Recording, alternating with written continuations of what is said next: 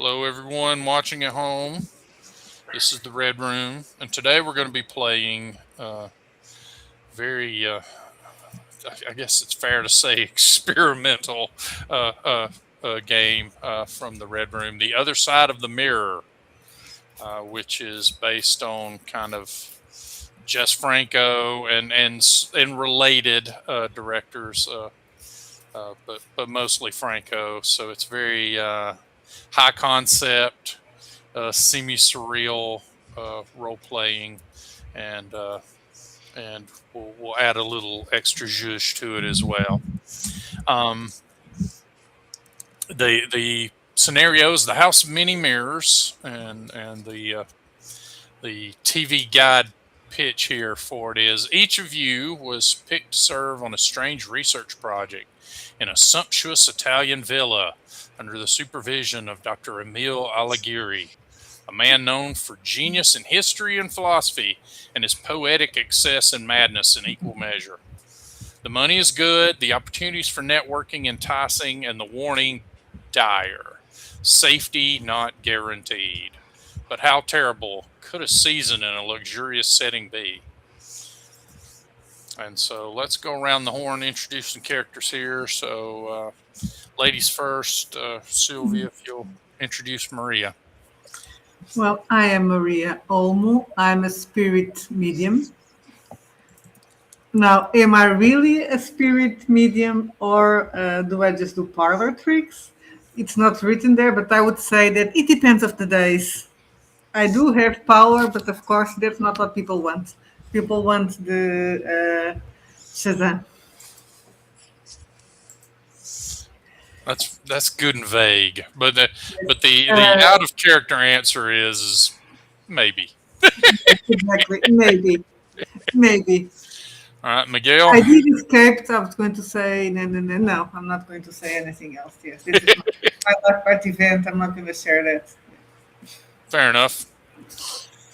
Miguel, tell us about Antonio here. So I will be playing Antonio Mayans, por supuesto. Spanish, of course. An affluent man, an historian, but interested in the occult and weird stuff.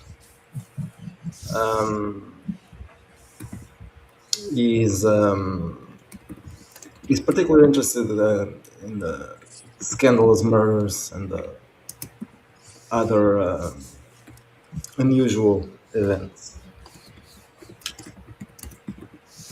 He has also had some contacts with the occult. Some very strange things happen, but I'm not going to say that because it's not. You are not supposed to know about it. I might talk about it later. But That's let's fair. say that I have a strange ritual scar on my left shoulder. Maybe when I get naked, you will see it. Right. I will get naked. Only, and you will. Because, and finally, we will end up with Giuseppe. So, Mark. Yes, I am Giuseppe Peruzzi, and I am a parapsychologist. I have significant abilities of the paranormal variety, and I will probably also get naked. But before then, I will discover if there is a scientific basis for the supernatural events that people report, because I am a serious parapsychologist. Well, someone has to be, right? Somebody has to be in this group. It can't all be about fun. I noticed that there's a mix of scientists and occult types, and all of y'all went right to the occult types. Okay, there's two scientists and then one leg breaker. The NPCs, the pre-gens not chosen, will still be factors here in the game. So I'll introduce them. Louis Martin Marine is a acoustics expert. He's kind of a bookish fellow, but he is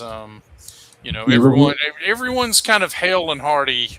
Will he get naked as well? Probably. I mean, everyone can get naked. Goodness. Well, Do we good. have extra I, experience points if we get naked? I mean, yes. What about lesbian sex? Lesbian sex should have I mean, at least yes. 3 times more. more Well, experience. I'm the You, only one that can have lesbian sex. Yes, that's true. curiously, you don't mention that in the experience section, but I feel like You I should have. understand where you're coming from. Um, let's see. There's also Otto Klinger, who is a very um, handsome but a very gruff bodyguard. He is a German former soldier who is hired as a bodyguard.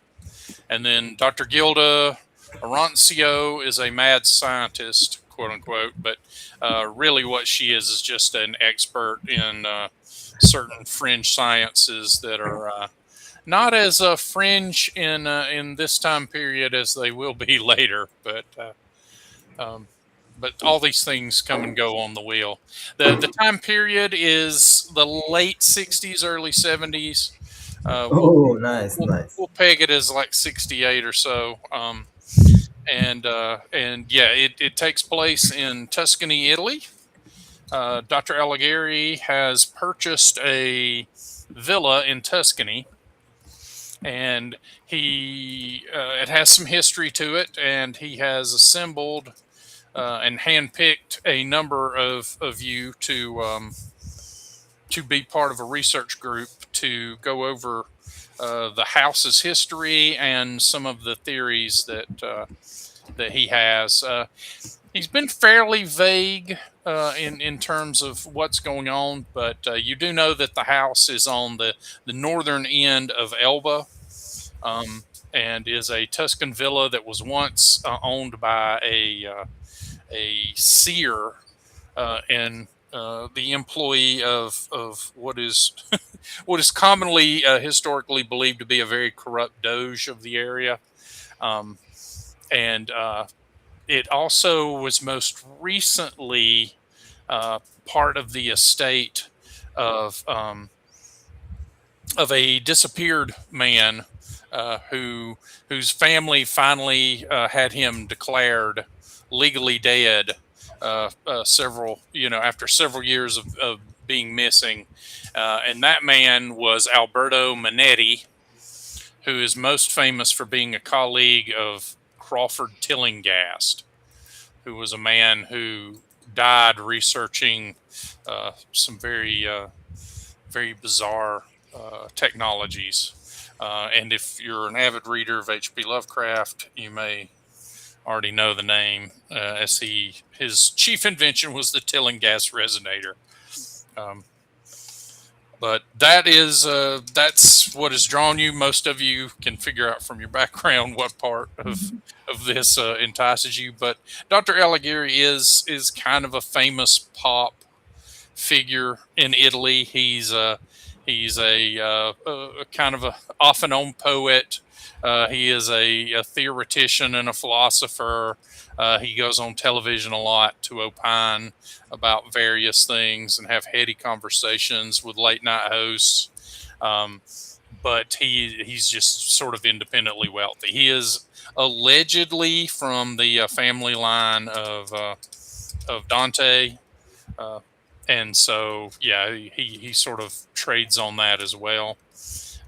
So he's got a lot of money. He's got a lot of influence. If he calls and asks you to help him out, even if it is bust, it's a good opportunity to learn some other names and network. So you find yourselves on a charter bus. You've just arrived on Elba from the mainland, and the charter bus is loading you and your luggage to carry you to the somewhat out in the woods villa that is on the northeastern shore of the island. So, And yeah, you have not. You've probably spoken to each other a little bit on the ferry ride and things like that. But yeah, you're mostly strangers to each other as you're on the bus. So everybody's kind of giving each other appraising looks here and there and making small talk with each other. So if you want to make small talk before arriving at the villa, you are welcome to do so. ¿Cómo estás, señora Olmo? Eres muy guapa. Gracias. Okay, I'm not going to speak Spanish. Not a good idea. Especially because I'm Italian. For those of Oh, you you who are are Italian. Oh, frequent sorry. viewers of these things, I thought you Miguel were Spanish. loves to seduce women in Spanish, Yes. especially if they happen to be chambermaids. Well, anyway, yes, Introduce Carmen, yes. I miss Consuelo. Really, I miss I Consuelo. mean, we all do. She was a lovely lady. Yeah. Very So, forgiving. so Giuseppe turns around, looks at the other people in the group, and says, "Allow me to introduce myself. I am psychic researcher Giuseppe Peruzzi." You get a few terse looks from some of the more scientifically minded, but no Signor one. Peruzzi, tell me, what am I thinking right now? You know what? I'm going to actually try to figure out what he's thinking. All right. Oh, don't do that. So let's see. Let's see. This will be our opportunity to make use of the psychic abilities in the game, The Other Side of the Mirror. Right. So psychic powers work a little differently in terms of what you roll. So you've got on your sheet, you've got your psi power, which is a combo of your wits and your psychic skill, and then it's doubled. So you will roll 1d20 plus 8 for the target number of your psychic powers, and you can use up to 8 powers in a day without recovery or rest. Cool. So you're gonna what do you do? How theatrical are you about your psychic? Do you touch your temples? I look at Antonio and I place the index finger of my left hand up against my left temple, and I stare at him, my eyes suddenly opening wide, which I don't have to do any of that crap. I just do it for effect. Let's see. And yeah, give me a roll. 1d20 plus 8, I get a total of 21. All right, and what's your wits? Or make me a wits roll, yeah. A wits roll, okay. No, see. Miguel. Oh, Sorry. my, okay. I rolled a 5 plus what? Plus 1, so 6. Okay, so all right, and I your scour your brain entirely. yeah, that's. It's like, am I shocked at what I see? Yeah, that's a good question. What were you thinking? And yeah, probably not shocked, but I am thinking about how does Dr. Gilda Arancio looks naked, and I'm wondering if something will happen during these days because she has a high charisma. So I'm assuming high charisma is also. Yeah, we will assume with certain exceptions that everyone is a very mid-20s to mid-30s attractively acted or actress. In that case, I'm thinking not just about so in that case I'm thinking about a lesbian sex scene involving Maria Olmo and the mad scientist. And okay, yeah. So I kind of raise my right eyebrow and I look over at Maria and the doctor, and I look back at you and say, I'm not sure. It could happen. Well, I do hope so.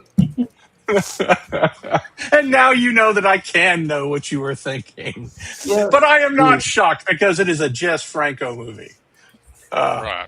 Well, I am shocked. I wasn't expecting And that. and It really because blew my mind. and because it's a Jess Franco kind of thing. Yeah, you briefly see jump cut shots of Of course, yeah. various imaginings, Oh, and and electro jazz music. probably a goat and like an altar for half a second.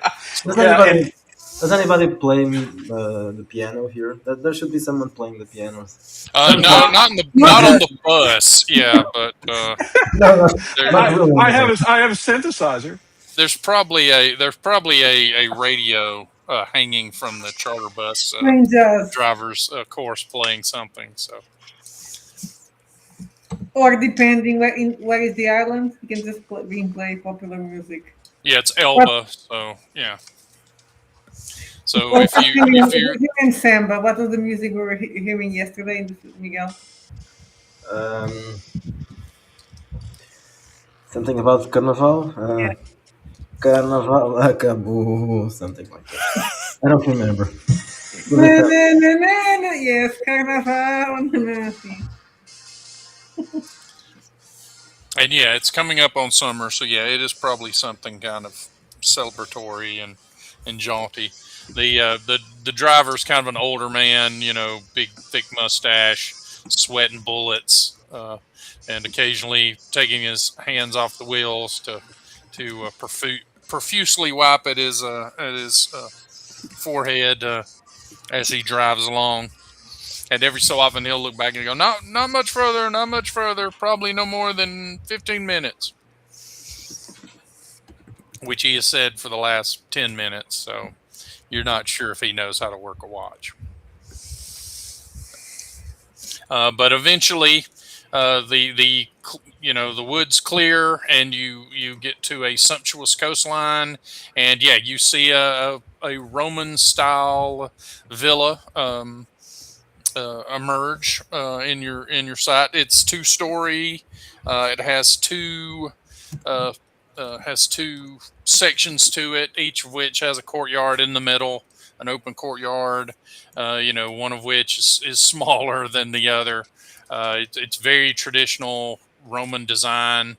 You think it's been expanded since then, but yeah, there's a sumptuous garden around it, and it has it looks like stairs leading down to the beach side, but it is a bit on a cliff, so it's maybe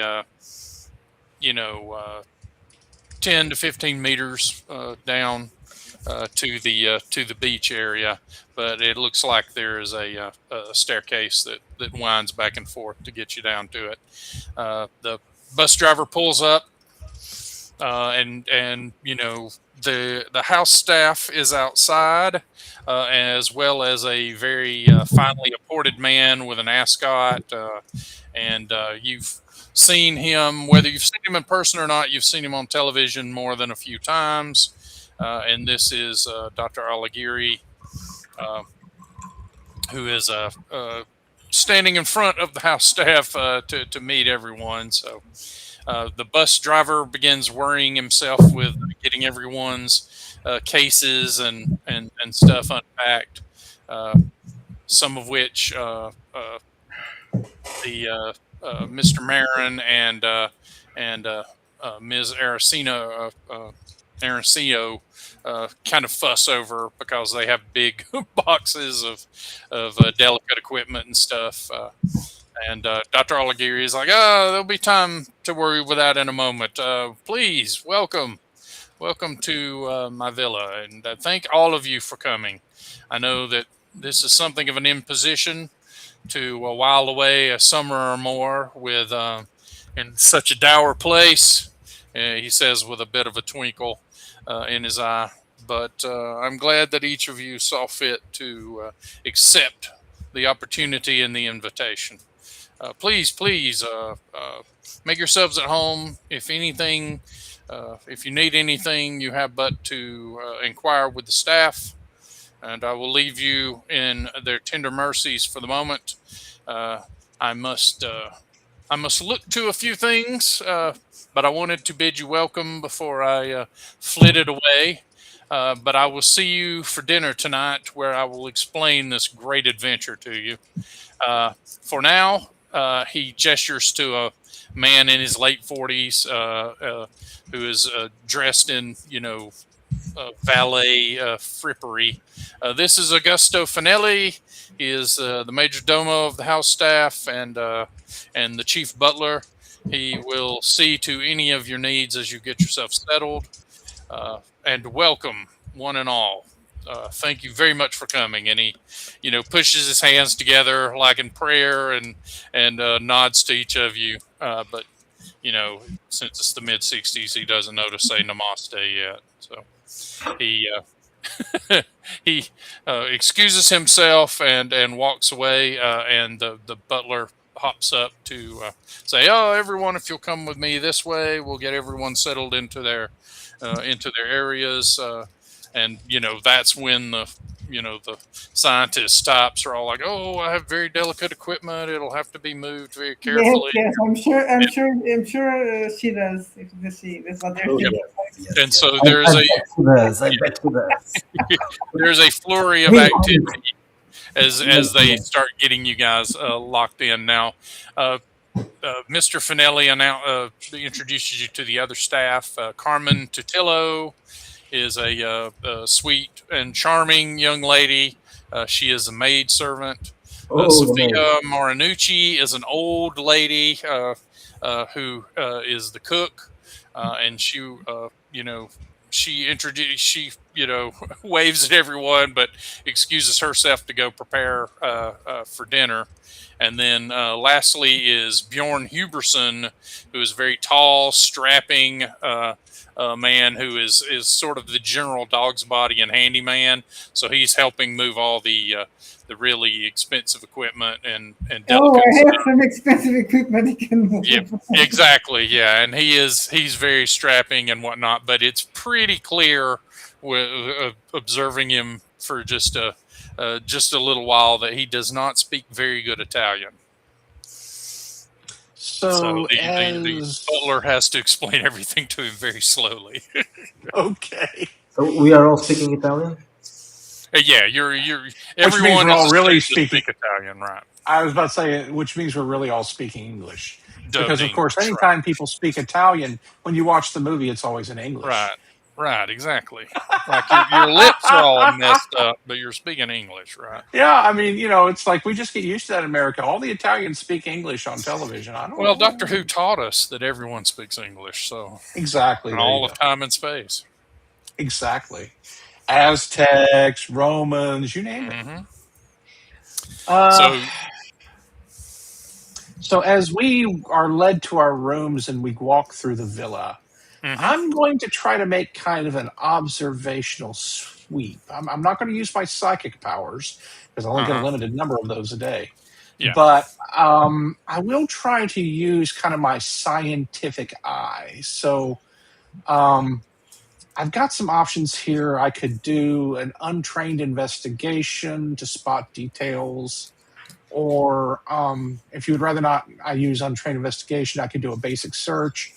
Or maybe I could do some kind of knowledge psychology based on trying to read Augusto Finelli's body language or something. I mean, what are my options here? what are you? Are you just trying to get a lay of the land, or are you like, yeah? Are you Basically, trying to yes. figure I'm trying to read the situation. Is there something beneath the surface that is worth looking into? Is there something unusual as we go through to our rooms that I might need to investigate further? Gotcha.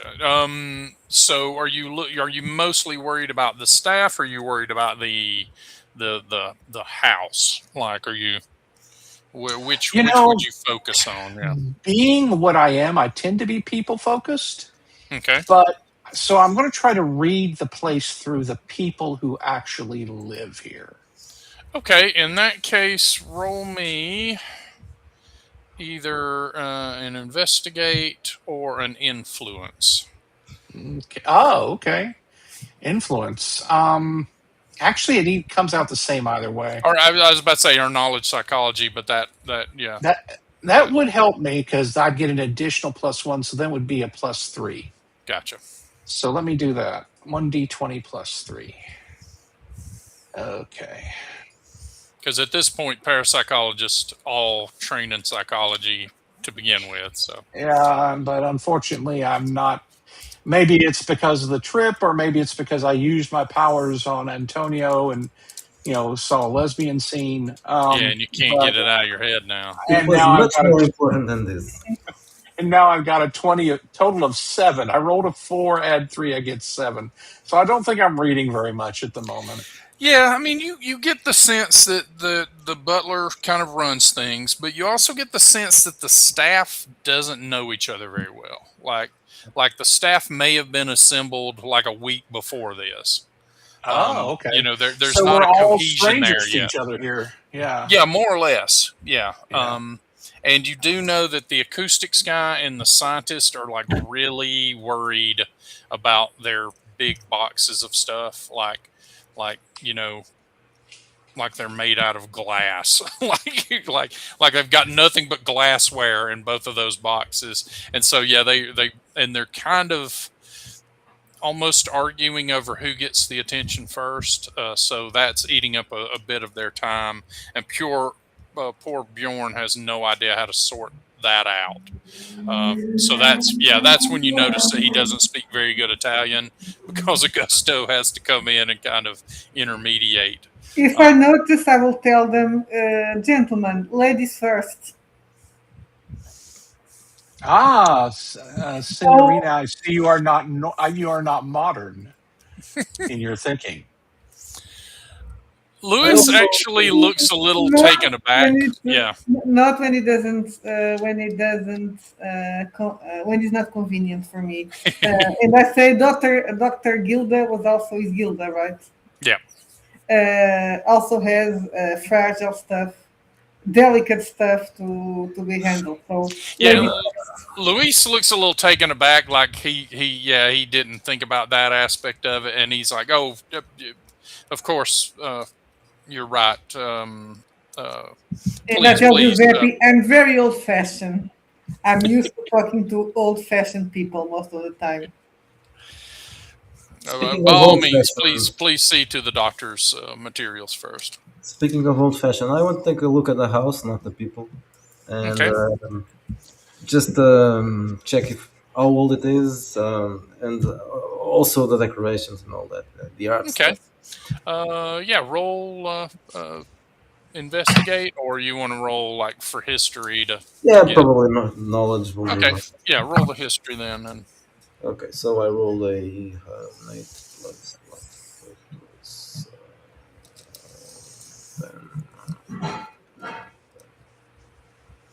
13. Okay, so it is a traditional Roman villa, but it definitely has been rebuilt at least once, possibly twice. It's been modernized, so it has electric, facilities and things like that. But you think that it was a smaller Roman villa at one point, and then was expanded. Perhaps during the Renaissance period. So you think that this spot has been a domicile for someone, and more or less, the foundation has been around since the Roman occupation. So it's been rebuilt because it's too big to conform to what the Romans would have had at the time, even the wealthiest Romans. But you can see that there's that core that was rebuilt in the more sumptuous later period. So yeah, this is a legit, older villa with some ancient bones to it. Okay. And there are some peculiarities about the design. Normally, the front will have like a little catch pool for water that goes into an aquifer. And there is that, but normally it's unadorned. But this one has like a centerpiece in it that looks, it looks like a little fork coming up. It's kind of almost an abstract art piece. Um, and yeah, that would not have been normal for either period of this architecture. And as you get further in, the back area, which has like a garden area that's also surrounded by the villa construct, the open air garden area also has a statue that has a very similar piece, but this one is far more regular. It looks a bit like a tuning fork. And neither of those would have, would have been likely to have been constructed at the time. Can I use my mystic sense to feel if I feel any presence of spirits, since it's just such an old house? Yeah, give me a roll. Oh, and the other thing that is very apparent to everyone is that there are mirrors mounted of various sizes all over the place, inside, outside, different shapes and sizes.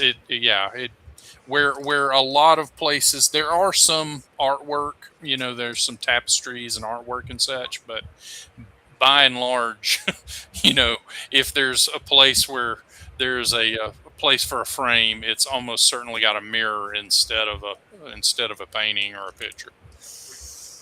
So 16. 16?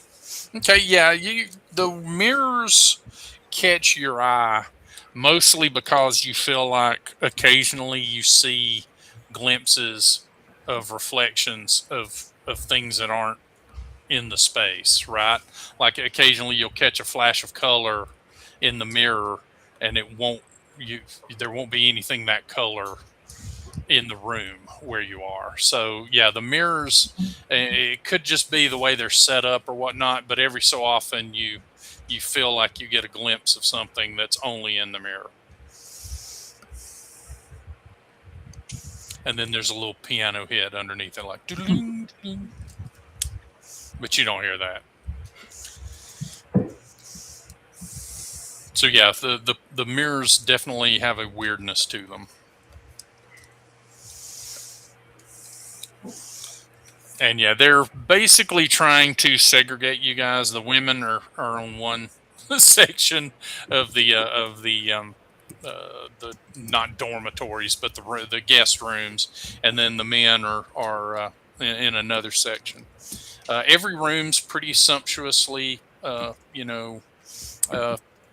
put together. Each room has a little different color theme to it, but the mirrors in replacement of artwork is largely maintains itself in each of your rooms. But the biggest thing is that there will be an actual painting above the bed of each bedroom that is a landscape of some sort that fits the color of the room that you're in.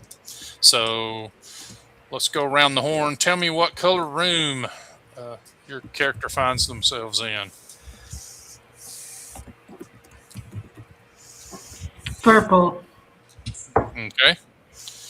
Rich royal purples adorn your room. So what about Giuseppe? What color? What color room do you get Let's sorted into? see. A kind of seafoam green Okay. So with soft blue highlights. Okay, and your picture is it looks like a painting of a city, but it's under the waves, and there's the occasional silhouette of a mermaid or a merman here and there. But it's very lovely, but kind of surreal or impressionistic painting. But yeah, it gives it a very nautical theme. So I spent some time staring at it, trying to understand what possible meaning this could have had to the person who designed it. Okay. And Miguel, what color room does? Well, it has to be red, right? Okay. Yep. So yeah, maroon. I get like some velvet, red velvet here and there. And yeah, yours is probably the scene of a bed chamber with two characters standing on either side of the bed, unclothed, except for porcelain masks, which they're both removing, uh, uh, and their posture shows that they're somewhat surprised that each of them, upon removing their porcelain mask, has no face underneath, which shouldn't be that surprising because they don't have a face either. But you know, you think it's probably a metaphor.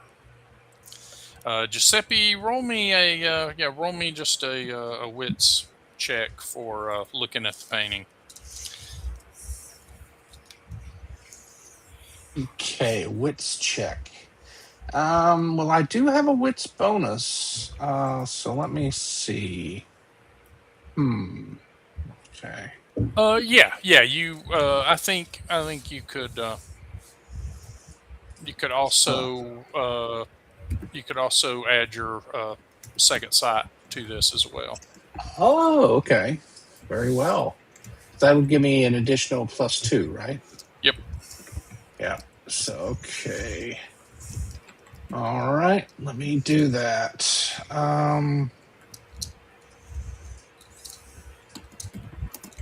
Okay. Total of 17.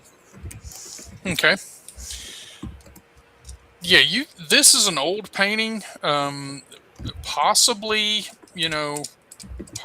from the late Renaissance period, and you think it depicts an actual above water city, right?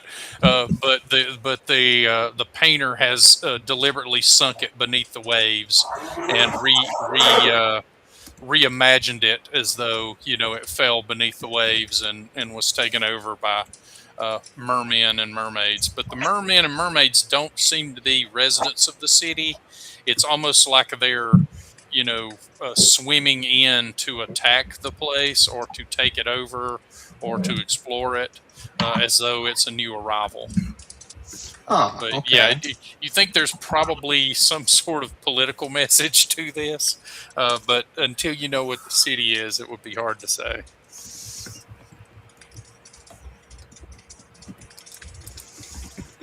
Okay, so a little obscure. Yeah. All right. Well, that gives me questions for later that I can ask Antonio if I talk to him again. There are several mirrors in the room, right? Yep. I'll approach the largest one and take a good look at myself. See how am I looking, if I'm well combed. Okay. Yep. You give yourself a good look in the mirror. What a handsome guy. Yes. Oh, I just thought of something. Antonio Mayans is a historian, right? Yes. He is. Kind of. I am going to go look for Antonio. Since I've seen inside his mind, if I can get him away from his thoughts, maybe I can get him to take a look at my wall. Okay. See if he can read the references. So I go looking for Antonio. I assume eventually I find him and say, Antonio, I have something interesting to show you. Quite a fascinating image in my room. I'm kind of disappointed that you came to visit me. Okay, never mind. Let's go. I mean, yeah. Giuseppe just kind of laughs and says, "Oh, I'm sure there'll be time for the ladies to visit you later." So I take you to my room and I show you the image on the wall and say, I can't help but feel that there is a reference here. And this is new. This is something our host has done. Everything about this place is of recent vintage in many ways. Perhaps you can read what this means, what it's trying to say. A sculpture down there that was also kind of new and clashed with the rest of the place. But okay, so let's take a look at that. All right. Roll me a history roll as you look at her.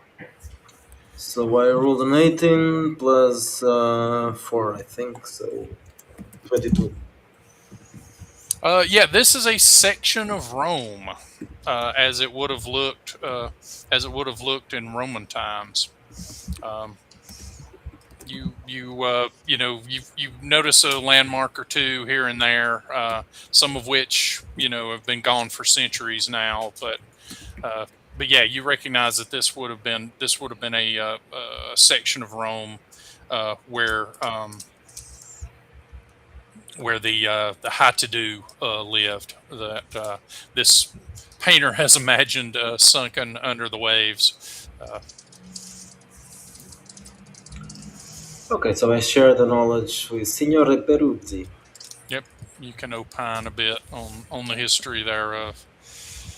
And Maria, your the painting above your bed is a ruler sitting in a throne. Looks like during Renaissance period, so it could be a duke or a prince. Very Italian, but the scepter that he's holding has has a top to it that is very similar to the little tuning fork like device that was present in the antechamber. So it's Interesting. got a slightly larger. One fork is slightly larger than the other, and they're kind of curving tines that come towards each other. So Is he handsome? he's old. He's She's nothing old, special. powerful looking dude. So yeah, he's not really that handsome, but Okay. he is making like the little two fingers up thumb gesture with his other hand. So he almost looks a bit like a tarot card to you, the way he's posed, like he's I the would hierophant. know if he looks like that doctor that you said that invented the. What? He does not look like Tillinghast, and you don't know what. You've never seen a picture of Manetti. Mm-hmm, Uh, Manetti. Okay. Hmm. So yeah, when Antonio tells Giuseppe all this, he looks fascinated. This, I am sure, has some great significance. What it is, I can't see clearly yet. I notice so many of the other guests have all these implements and all these expensive looking equipment. But I'm sure you can agree with me, Antonio, that the most powerful research weapon we have exists in the mind. Oh, Sure, there's a mystery here for us to uncover. I found strange the tuning fork thing, but I think we can discuss that later, probably. Uh, Hmm. well, should we go for a drink, maybe? They must have a bar. Yes, and perhaps perhaps we shall see the ladies then. And Hmm. I give you this conspiratorial smile. Um, and so yeah, Where, we head off looking. where do they keep the B&B? there you go. Yeah, Exactly. there is a bar and uh, kind of a lounge area, but it's the dining room area. But there's also a bar to the side in the living room uh, that is stocked. And I will assume, since dinner is getting ready to start, that the butler will be manning it. So he's happy to make cocktails to chase away the dust of the road, as it were. Hmm. I take my tarot cards with me. Okay. Uh, So I will go to the bar and I'll ask for a whiskey and soda. okay. And I will be very specific about it. I want a J&B, please. No ice. Certainly, sir. Most discerning order. And yeah, Maria, you go to pick up your tarot cards, and just for a second, they kind of, you kind of fumble them a bit, and they spill out over the bed. And as you're kind of gathering them back up, you notice that the Hierophant card has fallen, into a point of prominence. And yeah, you see that same scepter with the hand sign on the other. And yeah, it drives home the similarity between that card and the image. And there's a piano hit beneath. Guys, I'll be right back. So yeah, you gather your cards up and head in the direction of the dining area, and yep. So you get there. Everybody but the Dr. Gilda has kind of percolated down. Um, Luis apparently got his box, deposited somewhere on the ground floor, and is being much more casual now. Now that he's gotten his expensive stuff put away, and yeah, he's making small talk with Otto and talking about he's in the music industry in Rome, in the recording and music industry, and that he does a little bit of stuff for movies, but hasn't really branched into it too much yet. And Otto seems semi bored by this, but is just he's being a good audience, but not an enthusiastic one. You get your J&B, Antonio. Cheers.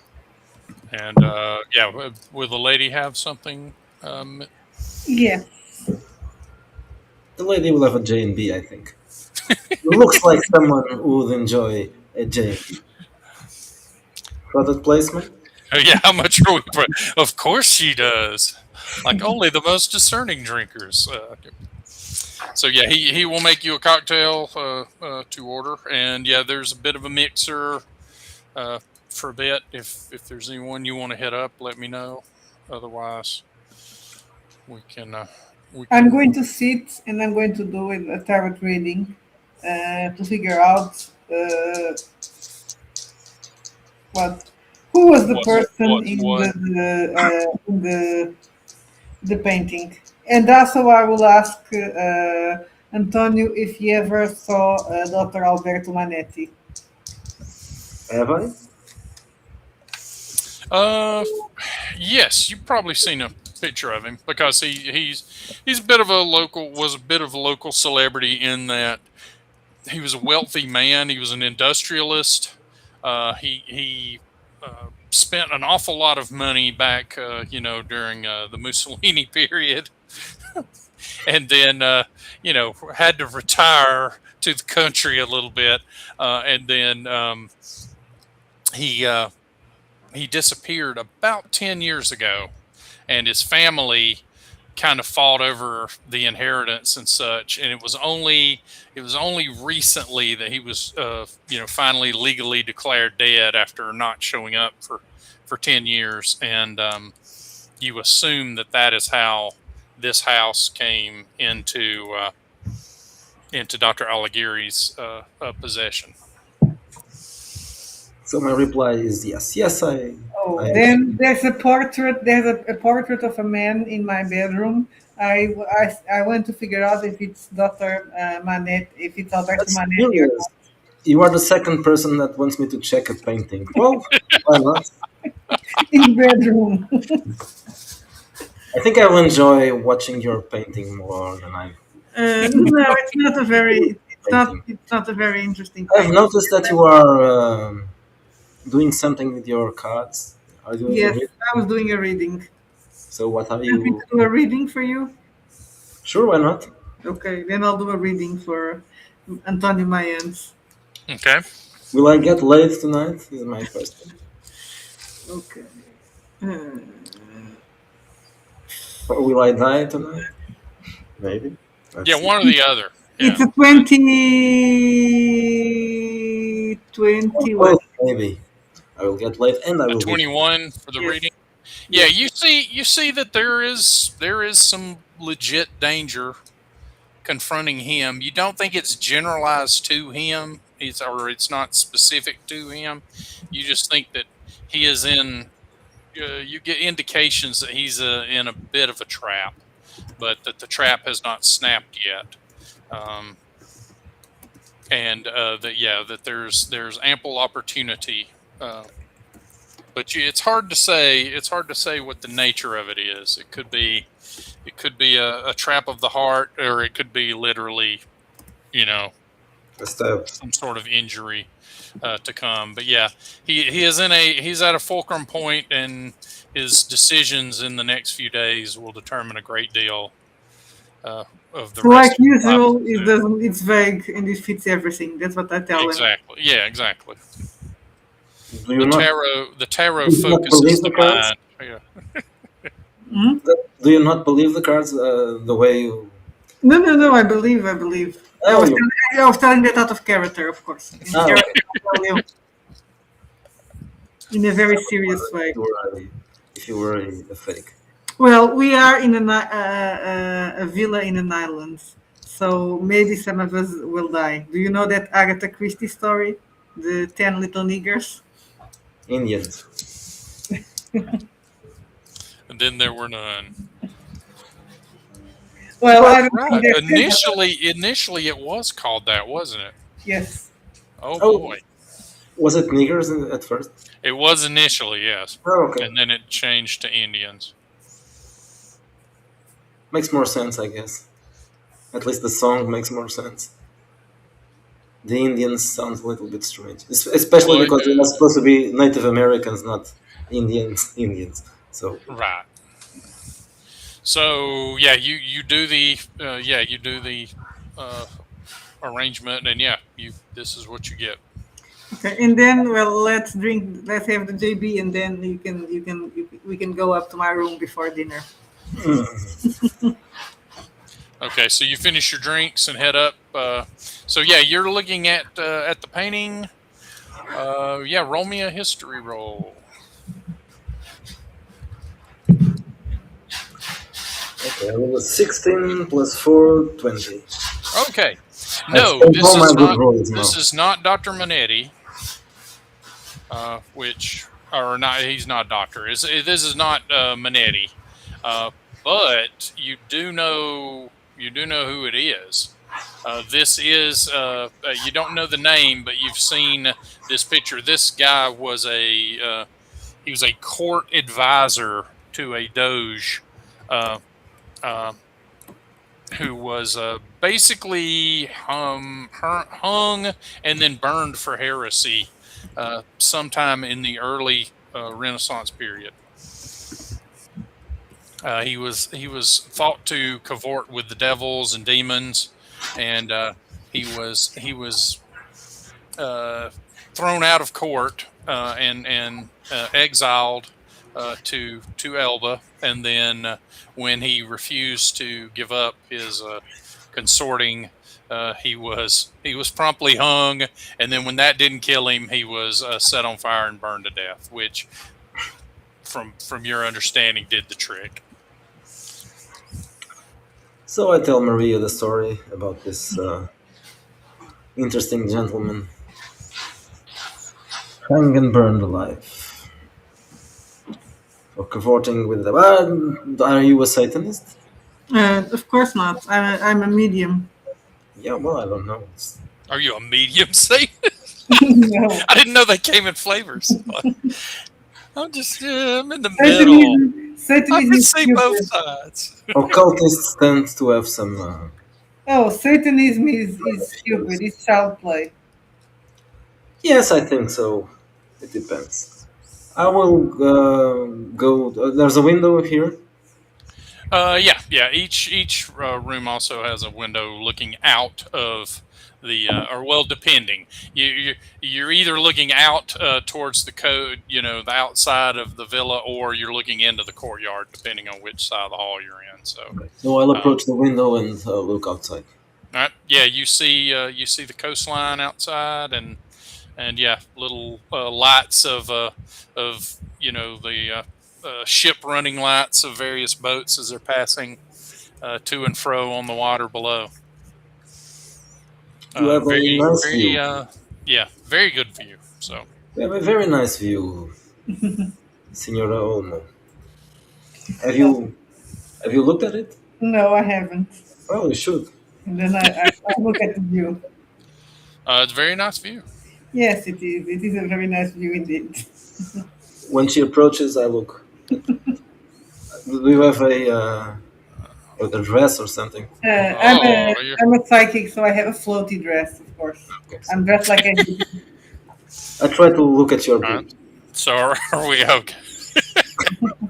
He's trying to get a peek. Like, ooh, Folks, this is what happens when married people play tabletop role it playing. is weird. Just be warned, All right, cringe so will happen. yeah, are we attempting a seduction in earnest, or No, I'm we're just just looking at your boobs. For flirting at now. the moment? Yeah, no, for now it's just picking at your boobs. Well, let's go down. I'm hungry. Yes, of course. I need to have Yeah, and another. probably my dress gets it gets transparent in the light a bit. Probably. Okay, Oh so dear. you go ahead. Yeah. I will. I will go after you. Very well. So yeah, we rub a little Vaseline on the lens as Maria exits the room. So dinner comes, and sure enough, Dr. Alighieri is back in in full regalia, making his apologies. He had a very important series of phone calls to make, and he honestly, you know, he said, "Oh, honestly, I wouldn't know what to do with myself as people are getting settled in. I like to leave people to their own devices as they see to themselves, and then only swoop in when I can be the center of attention." And then he sort of laughs at his own joke. So thank you again for all of you assembling. Hopefully you've had a brief opportunity to meet each other. And I shall, while we dine, lay out what I anticipate to be a very interesting avenue of research and discovery over the next month or so. Of course, I'm willing, as I mentioned in the letter I sent each of you, I am willing to compensate you for up to 3 months of your time. Perhaps we will not need 3 months, but perhaps we will need more. But we will negotiate that depending on success. If this is a successful enterprise, then I will be a most generous employer. But I think if it's successful enough, you will be very willing subjects for what I hope you will admit is a very interesting concept. This villa I recently purchased from the estate of Alberto Minetti, who was an industrialist who had to retreat from polite society after the unpleasantness of the previous war. But he was before that a feature in America's New England amongst their intellectual and industrial greats, one of which was a man known as Crawford Tillinghast. And you can see Dr. Gilda is like, oh, like that's a name known to her. And you know, you can tell a puzzle piece has fallen into place for her. Mr. Tillinghast invented a process which unfortunately never came to full fruition, wherein he claimed he was able to permeate layers of reality using resonance fields. Mr. Minetti was present at his last moments, where he claims that Mr. Tillinghast was using the machine in question, and admitted to having caused the death of his house staff and his own physical decline by his experimentation. Minetti, when threatened, shot the device, destroying it. And at this moment, Tillinghast suffered a severe embolism, dying and taking his secrets with him. Over the next few years, as Minetti, who swiftly cleared his name with the police, retreated from America and began to regret that he did not further examine the information that Mr. Tillinghast had come up with, and so corrected himself during the war.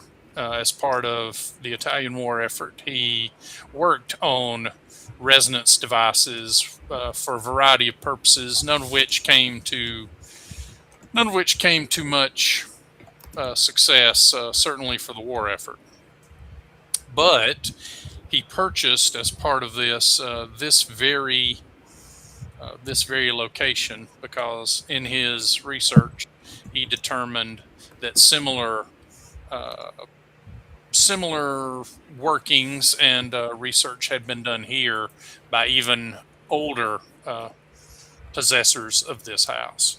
The house itself is a rebuilt villa from Roman times, and both in Roman times and in the Renaissance period and beyond, the owners have conducted experiments to do with the unique nature of this location. It sits on an aquifer which feeds into the ocean. It is also upon a ley line, allegedly, if one believes in such things, and it is legendarily, according to local history, been the site of a variety of ghost stories, monster sightings, and other bizarrities of various accounts, which may or may not have much veracity. But I think that there is definitely some inkling of an opportunity here for us to discover what Manetti was doing, because this house is the last place Manetti was seen alive before his disappearance. I think that Manetti may still be here, just in a place we can't see. And so, to that end, I've engaged each of you to use your unique abilities to help me understand this house a little better, and to see if we can perhaps reinvent what he may have discovered in his time here. Initial questions or comments from each of you? I engaged experts hoping for expert opinions, so please feel free to ask anything that would help. I'm going to read him first. Okay.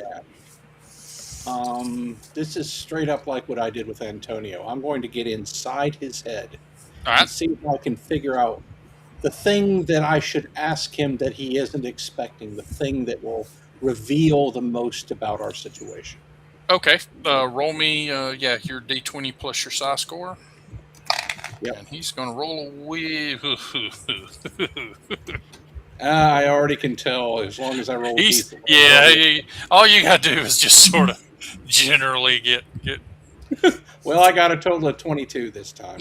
So you know the perfect question that occurs to him, and are you just going to ask it as soon as it pops into your head? Yes, and I'm going to maintain eye contact with him, and the others may, if they watch, see me unconsciously make the sign of the cross on my thigh, even as I'm doing it. And there's a look on my face of almost like a hunger or a desire that's reached inside and pulled out what I'm looking for from his mind, like a fire. In your mind's eye, you see vignettes of him looking in various mirrors in the house, and you blurt out, "How many times have you seen him here?" And that takes him back, and he nods for a moment and is like, "I brought this upon myself, I can see. I've seen him 5 times. The first time was when I first thought to purchase the property. Doing a tour, I noticed him for a moment in one of the mirrors that you can see are a frequent participant in this house's domesticity. I think that the mirrors and obviously the other resonance equipment, I think he either built something into the house or he discovered that the previous occupants had utilized something in the house to connect to these greater levels. So yes, I believe that Manetti is not only still alive, I believe he is in the house somewhere. Somehow. Maybe in the other side of the mirrors. Could be, he said, product placement wise. available at lulu.com and itch.gov. Exactly.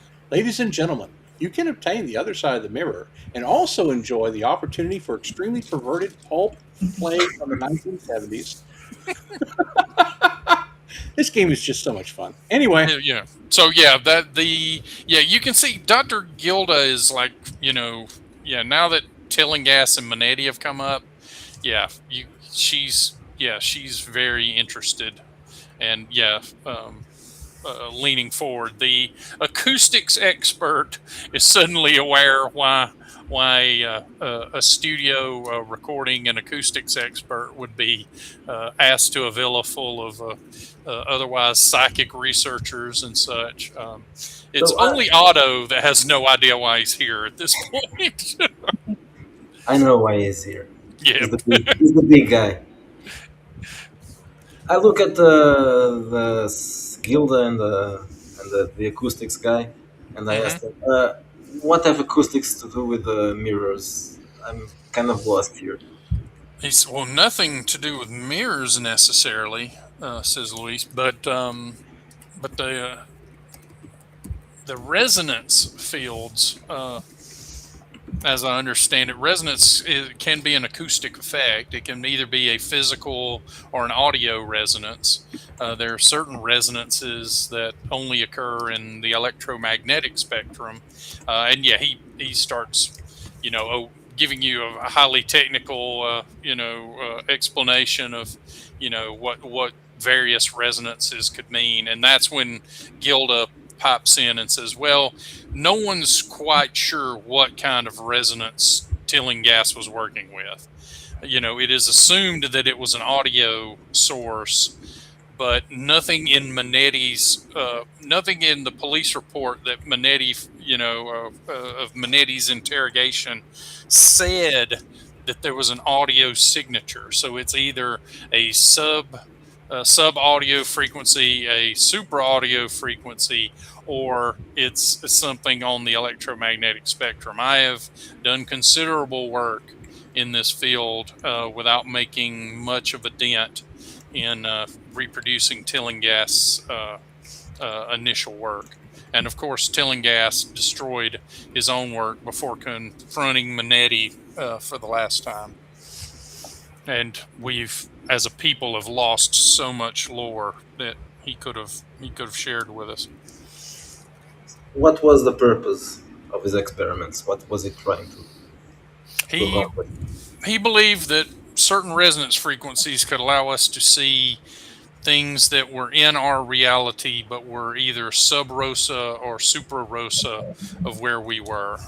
That there was a world above us and below us that we couldn't see just because we were so tightly focused in our particular world that we couldn't see the things above or below us. The implications for physics, for biology, for cosmology, for religion could be extreme. I don't know, but that sounds like a bad idea. Oh, well, Manetti certainly agreed, but then he spent a considerable amount of Italian money during the war trying to allow troops to pass through these realms as a way of flanking other soldiers and such, to no great effect. And then in his elder years, perhaps continued the research. No one is quite sure, and no one knew, of course, why he disappeared or where he went to. His family has been fussing over his considerable fortune ever since, which is only recently freed up.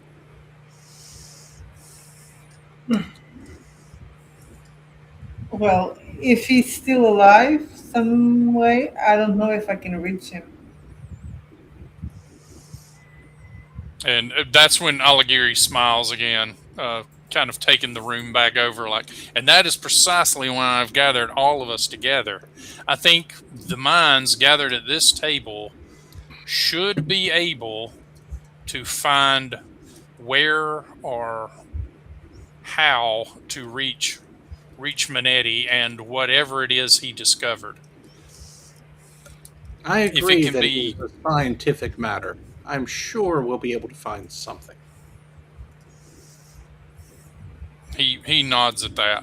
All right, so everybody, roll me a let's say a influence or a investigate roll. Okay, let me think.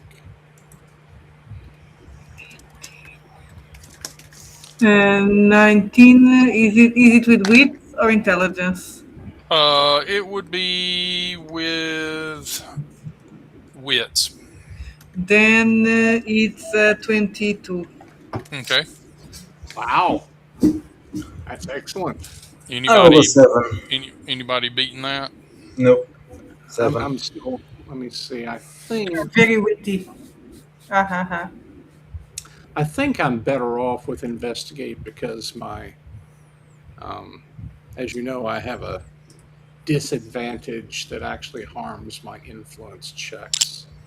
So if that doesn't come into play, I can do That- influence and get a +3. That only affects if the people know. Yeah, I think. Oh, okay. All right. Let me do that then. Yeah. That'll be 1d20 + 3. Or if Not you're sure. trying to gain someone's trust because you're all, standoffish. I tend to just scan people's brains. Anyway, Yeah. which could be part of the reason why they don't trust me, because it's like they figure out I can really read minds, and then they think, "Oh shit, he can really read minds." Anyway, so unfortunately, my roll is a total of 12. Okay. So So I'm paying for some of my better rolls earlier. yeah, Maria, you see you're as everyone's talking, you see Augusto, the butler, is refilling someone's wine glass, and when he is clearly paying attention to what is being discussed as well, and when there's mention of revitalizing the work or whatnot, you see him look very concerned, like, I mean, he looks concerned at that, Mhm. but he keeps doing, his job and trying to stay out of the way. But Maybe he knows something. He did it. The butler did it.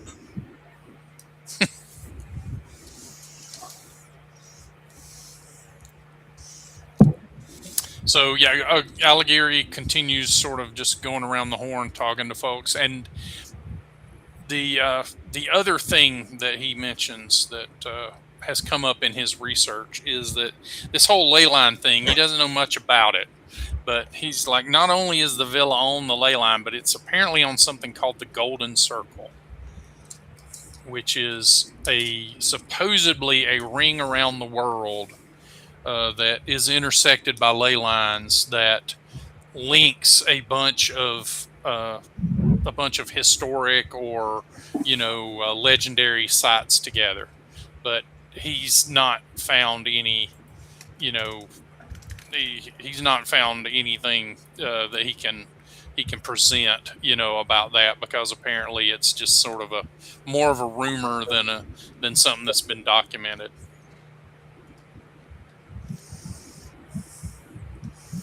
But he does say that, the first occupant of the villa, when it was Roman,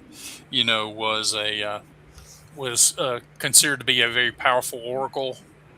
And then, of course, the Doge's seer was placed out here, and the site was rebuilt to his specifications during the time that he was in the favor of the court and the Doge, at least. And then once he had accrued enough, fanciful stories from the locals, the Doge couldn't protect him any longer, and yeah, the pitchfork and torch people came for him, and for the most part, the villa kind of lay dormant, was a burned out wreck for a while, and was rebuilt by Manetti when he took it over. So some of the foundation work and whatnot has been here forever, for as long as the site's been occupied. But the villa itself has been reconstructed, in the 30s, 40s.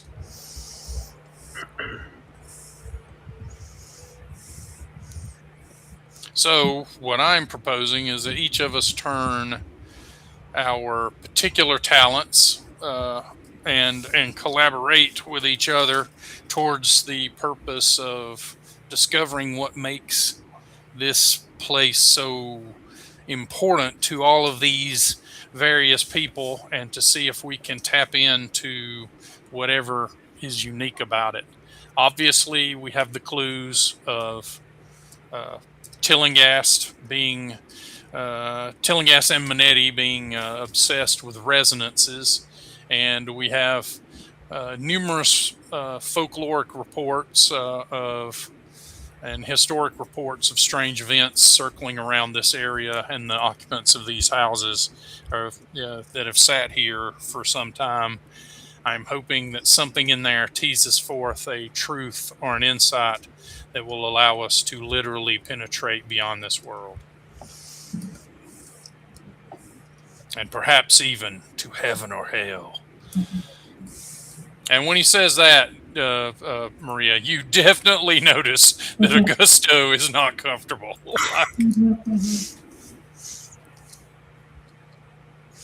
And you see Augusto kind of, do a cross himself, when he says heaven or hell, penetrate into heaven or hell. So They're opening the gates of hell. That's not a good idea. I said it's not a good idea. Not a good idea. Is there a library here? of course, yes, there is. I've not had an opportunity to peruse it, as I must confess to you. I've only owned the property for a matter of a few weeks, and only managed to put together the staff and make preparations to receive you in just the last few days. So I'm as new to the house as most of you. I've only got a few days head start on each of you. So feel free to explore, and the staff is at your disposal for your comfort and for anything that we're doing here as part of the research. But I should say, a man has disappeared. A man has been hung and burned. There are numerous stories of bad ends to the people that own this place. So, if any of you feel that you can't carry out the agreements we made, let me know now. Well, I'm poor, so having a place to stay for 3 months is Yeah, I'm not saying that, of course. you see that there's a mix either of the desire for the money or the opportunity, or just the network. For various reasons, the people in the room all agree that they will stay on and see this through. And he's like, perfect, excellent, wonderful. I'm looking forward to whatever it is we can discover. So with that, salute. And he calls for a toast. Some champagne is poured, and you guys toast to the endeavor. And spend the rest of the evening kind of getting a little hammered and making small talk. A few questions are asked here and there, but Alighieri says that pretty much what he's laid out is all that he is aware of, and that mostly he's dumped a lot of money onto the family, who wanted to be quit of this property anyway. He laid the money down to purchase that opportunity, and he's not quite sure. He's made an investment here as a gamble more than anything else, and he's thinking, when he caught wind of Manetti in the mirrors, that there's something to be had here. Well, I'm going to tell my friend, my aunt, that I think the butler now may know something. Of course he knows. The butler always knows something. We should question him. Okay, you're gonna let them know that surreptitiously. Yes. All right, roll me a stealth roll. Oh, now I only rolled a 6. There we go. So yeah, you do manage to tell folks, that. I just wanted to tell not everybody, because I don't know if I trust him or not, but just my friends. All right. So these two, basically, the player character. All right. So yeah, you guys have formed a clique, and the others have formed a clique as well. The other three, and you know that one of them is in theory Pedro, but you can't tell which. You hope it's not Otto, because he's. How many sessions do you plan this will take? This could go a few. So eventually we'll. One of them may be Pedro what one is day. The most provocative? You never know what. What Pedro is. He could be the one that's left alive. So we'll see how it goes. Right. So let's see. So basically, Giuseppe kind of takes out his EMS detector, and he just starts going around to the various mirrors, sees what he can pick up. Okay. That sounds like a knowledge psychology roll to me. Yep. I think that's a good one. Let me go ahead and make my knowledge psychology roll. And an EM detector at this time is basically like a 40s Geiger counter, right? It's like that stuff they used in the early 70s. It's the size of like an original Motorola satellite phone or something like that. It's like he's carrying around a transistor radio in his hand, and it probably has a loop antenna on the end of it. Yeah, I mean it's all that stuff. But I mean it's science. Science. Alec is very keen to kind of pal around with you while you do that too. Okay, sounds. He's like, cool. I've got similar equipment, but an EM sweep would be a really good idea, wouldn't it? Yes, let us see what we can discover in the material realm.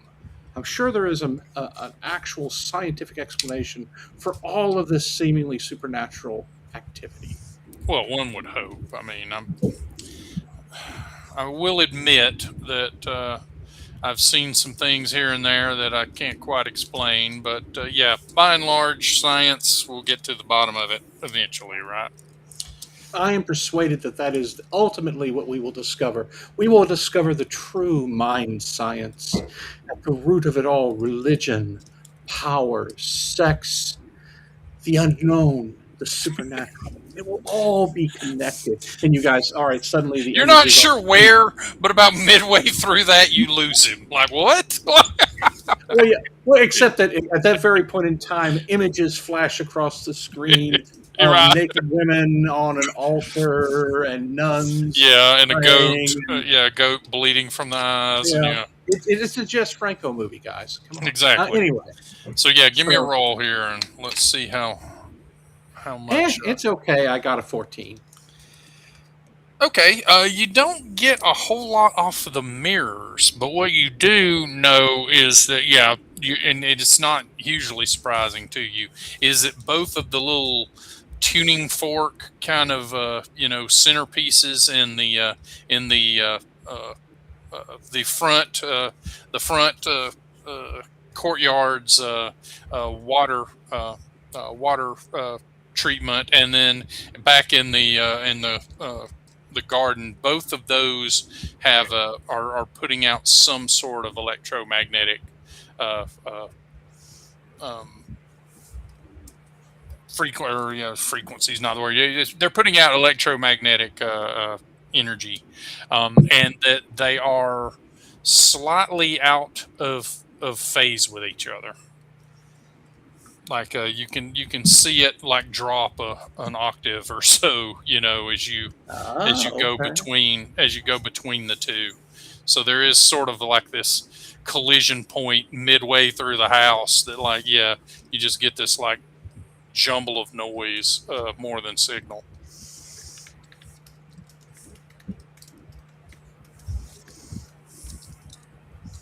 And yeah, Alex like, oh, that's clashing. Ah, yes, we are seeing the beginning of something here. Antonio noticed a number of oddities in the statuary and art. There's more going on here than just the mirrors. Yes, the mirrors are at the center of it, but there's something else. We must find it. I do that profound hand on the chin thing, Yeah. Except it's, except it's Dennis Farina with longer, cooler hair. Right. Um, So yeah, as you're doing that sweep, Maria and Antonio, what are you guys gonna do? I'm going. Well, she apparently froze, but Oh, I thought she was just really intently thinking about something did she freeze up? at a very thoughtful facial posture too. well, while she's pushing, see. We can hear her too, but her lips aren't moving. This is so Well, ghostly. while she's unfreezing, I will look Yep. for the butler, and Okay. I want to have a chat with the butler. Yeah, he's not far away, and yeah, as soon as you walk up, he's like, "Oh, would sir like another J&B?" Oh yes, of course. He pours you one. Keep them coming. I was just wondering, have you been working here for a long time? Oh, no, sir. I am from I'm from Rome before this, but the entire household staff was assembled uh, mere 2 weeks ago. So I'm still learning the ins and outs, but we initially cleaned the place up and got everything ship shape for Dr. Alighieri's arrival, and then of course yours. So if anything is out of sorts, please let me know, and I'll make No, sure no, to no. fix it. I was just wondering if you have stayed here for a long time, you might have some knowledge. Well, yes, just the 2 weeks, and our quarters are, and he points, they're on the first floor, and he lets you know Is where he? I want to understand if he's speaking the truth or not about being here recently. Okay. Uh, so what do you want to roll? I guess investigation. Investigate. Yeah, Yeah. You can make an argument for influence if that's better. probably yes. Okay, so I rolled a 19 plus plus one from wits, and influence is, well, it's one as well, but I can add my, I don't know, slam maneuver maybe. That would make it 20, 21, 22, 22. Okay. And you're a historian, so yeah, there are two things you notice about him. Is that, yeah, he is being upfront about having only recently come here, but there is an undercurrent that he didn't just come here. Like he's very interested in what's going on here, and he's even trying to tease out of you whether you think that there's any, like any possibility that that something could really happen here. he tries to play it off as though he's worried for his safety, but that is clearly not what he's worried about. But the other thing with that roll that you notice is that he has his uniform. He has a lapel pin, and he has an Opus Dei pin in his lapel. Okay. And he is also carrying. You suspect he's got a rosary in his watch pocket. Okay. Right. Okay. So, I've noticed that you are a religious person. Yes, quite, sir. This might not be the right place for you, perhaps.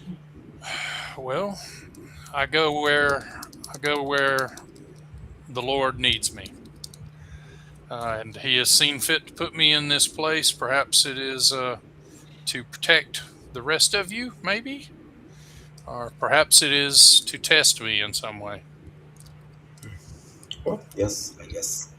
I guess that could be an explanation for it. Yes. I hope it's one or the other. I feel up to the test, but one never knows until one is tested, right? Yes, I think you were right about that. But do you think he's on to something? Do you think there really could be some way of doing what he's proposing? To push a man towards heaven or towards hell? I wouldn't say that I don't believe in the supernatural. I do. But all this talk about machines that open gates to whatever, I don't know. I have no idea. I don't understand any of that. I guess I'm here just to look at the house. Probably I'm an historian, so I believe that is their plan for me. That is why I was thinking about going to the library, maybe. Oh, Maybe I well, can it is. about the It history, is. Yeah, it's down this way. 2 doors on the left. It's very. It was very dusty when we first came, but we've put it into order. But it's also somewhat small, and well, it's not all in Italian, I should say. Well, I should look at that later today. Thank you. Oh, well, it's available, and yeah, not locked. None of the none of the doors at present, except of course each of your rooms is even capable of being locked. Strangely, so. Well, thank you. Oh, of course, and he tops up your J&B and excuses himself to go attend to others. So I will go back to the others. Okay. Yeah, and you probably return right as Giuseppe is returning from his foray into scanning things. Maria, were you doing anything? I went to while the toilets, let's just say. You went where? Powder my nose, let's just say. Oh, okay. Okay. Well, in that case, Gilda is also going to go powder her nose with you. And yeah, she pulls you over and is like, so, a month to 3 months with this lot, are we going to be enemies or friends about this? Why do you have your eyes on anyone in particular? why would we be enemies? Well, some girls can be, you know. I don't like to be the jealous type, and you don't strike me as the jealous type, but it's always good for a girl to know what she's dealing with. Well, is there someone that's employed? Is the lesbian scene starting now? Could be.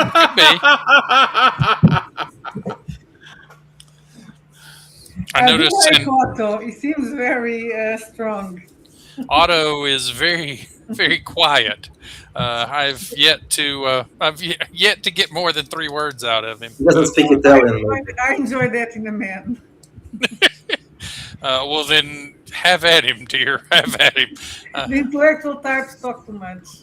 I think the Marin, strangely enough, has paid me the most attention thus far, so I might allow him to pay more attention. So, in that spirit, happy He's hunting. Spanish, so he may be gay.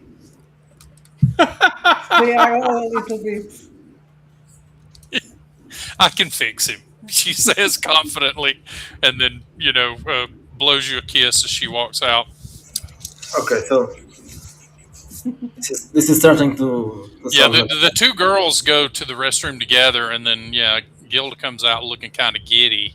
So, yeah, you're pretty sure there was some lesbian stuff going on in there.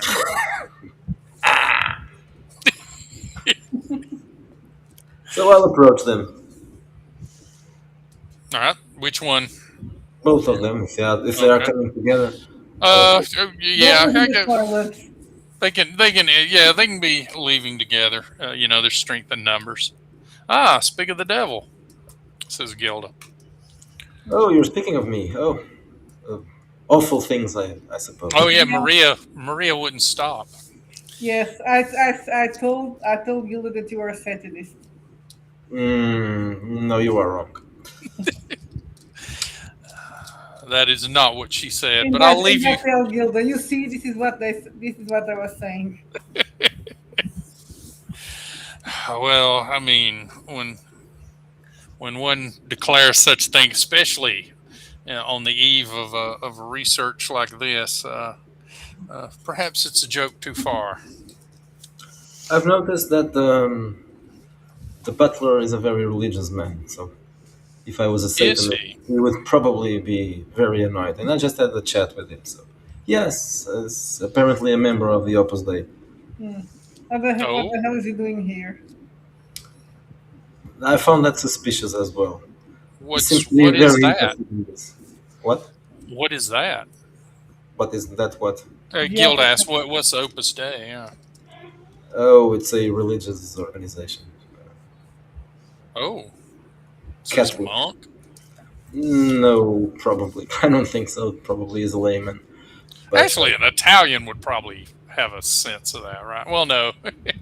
Hey, is he a Knight of Columbus? Is that what? She's like, well, I mean, I gather that the house staff was assembled pretty quickly. Maybe he was the best butler they could find on short notice. I don't know. You think it'll be a problem? No, probably not. I don't think so. It seems to be. They normally don't like orgies unless they involve. Oh yes, that would be a problem. Yes, if we decide to attend an orgy. So it's only a problem if we invite him, she says, and giggles. Yes, I definitely wouldn't invite him. I bet he's played by Howard Vernon, so. You are probably played by Howard Vernon. No. He's played by the old Udo Kier. I am played by Anthony Mayans. Okay. He's the good-looking guy in Jet Franco's movies. The only good, probably the only one. What are we defining as a good-looking guy? So at this moment, Giuseppe joins the group because he heard the word orgies, but he's not going to admit that's why he joined the group. And I come up and you guys see I'm carrying my EM detector. And I say, I have just been examining the mirrors, and I have been seeing some fascinating differences between what you would expect in terms of their electromagnetics. There's clearly something going on with them. Well, a properly treated mirror, says Dr. Gilda, could hold a resonance, but it would be interesting to see how that would work. I wouldn't think it would be very reliable if hung on a wall, for example, but maybe you would know a little better, Luis. And he's like, well, possibly. And then she grabs his arm and is like, well, why don't we discuss the matter? And she pulls him off, and he just sort of waves at you guys and lets her pull him off to talk about mirrors. Yeah, our host thought he was hiring a team to conduct a serious investigation, I've when in lost it. actuality, it's a high school, sleepover. So I'm one of those quote unquote mixed sleepovers that only happen in movies. Believe me, I know. It's people watch 1980s American movies and they think, "Oh, was that what it was like?" No, no, it was not First like of all, that. I'd like to point out that you're in different sides of the living area. Like the women's rooms are on one side of the villa, and the men's are on the other. Ah, There's no way you guys could have assignations in the middle of the night. It's just physically impossible. it just involves like walking from one. Walking, yeah, a short distance, yeah, like climbing some stairs. These are major impediments. Yeah. So yeah, But it's definitely a Jeff I will Franco tell movie. Maya she likes you. Well, I'm glad. I'm glad. I was hoping to have some fun here, not just boring stuff. And opening the gates of hell.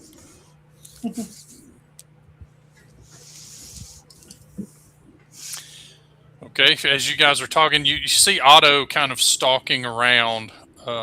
And yeah, he looks like a security guard at this point. Like he is just sort of moving along in the hallways and just making note of things. But when he sees you, he just gives you like a curt nod, of a greeting, and then goes back to kind of, pacing the place out and such. And you think he's probably taking some sort of mental inventory of the place, and acclimatizing himself to it. But yeah, he does look a bit like a martinet as he passes by. Well, I was But a, thinking ha- about going but to a the handsome library. one, Maria. He looks If like a someone else handsome wants to martinet. go, What you said? I said I was thinking about going to the library. Check it out. If someone else is Yeah, curious about it. I will go. I'll go with you. Okay. You head to where you were told the library was, and sure enough, it's about the size of three of your bedrooms, so it's a decent sized study. You wouldn't call it a full on library, but it does have very tall shelves and a little rolling stair section for getting up to the higher shelves, and a very sumptuous teak wood desk in the middle with that's been polished, but looks as though it hasn't really been used in earnest in some time. All the uh, desk supplies and whatnot are the inkwell is dried up. The pens are clean now, but look like they haven't been put to use in some time. Uh, and they're fountain pens and such. So you but yeah, the books look to be a mix of volumes, some looking in good repair, some very kind of scarily, close to disillusion here and there, but look to have been, as preserved as possible. But the from the spines, you can tell that they are various volumes of esoterica in a variety of languages, and there are even a few what you think are reproduction scrolls and such, and more than a couple of what look like rubbings from stone artifacts and what's the word I'm looking for? Tablets and such that have been collated and collected, all pretty well organized. And there's a little miniature card catalog that kind of lays out the organization system. Okay, so I want to look for a few things, so different things. Okay. One is books on the history of this area, books on Okay. leylands, um,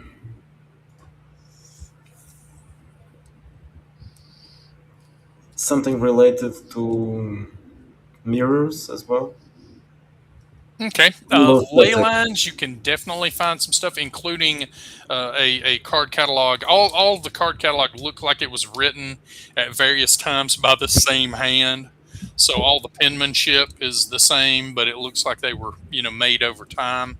But yeah, there is a map of ley lines included in the card catalog, as well as a book just basically laying out what they are. That is in Old English.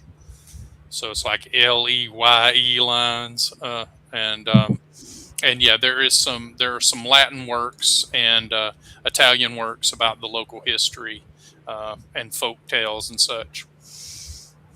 So where do you want to start in terms of in earnest research first? Let's start with local history. Okie doke.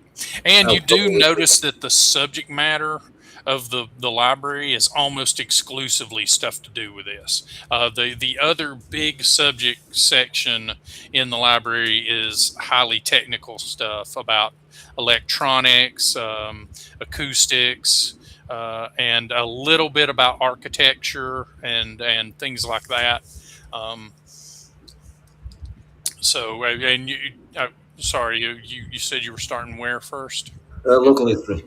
Local history. All right. So roll me a history roll. So knowledge, history plus intelligence. Yep. Okay, so I roll a 15 plus knowledge 2, so 3, 18, 19. Okay. A lot of commonalities of the stories are weird things showing up on the island. Like the story is not like, oh, Bob Bob made a deal with the devil, and or that sort of thing. There are a few of those sorts of things, but a lot of them are just like this stranger shows up on the island and can do weird stuff. And they even mention that Napoleon, while he was here, paid a visit to this place quite frequently to the occupant at the time, whose name was not known by the locals. He was simply called the Man in Black.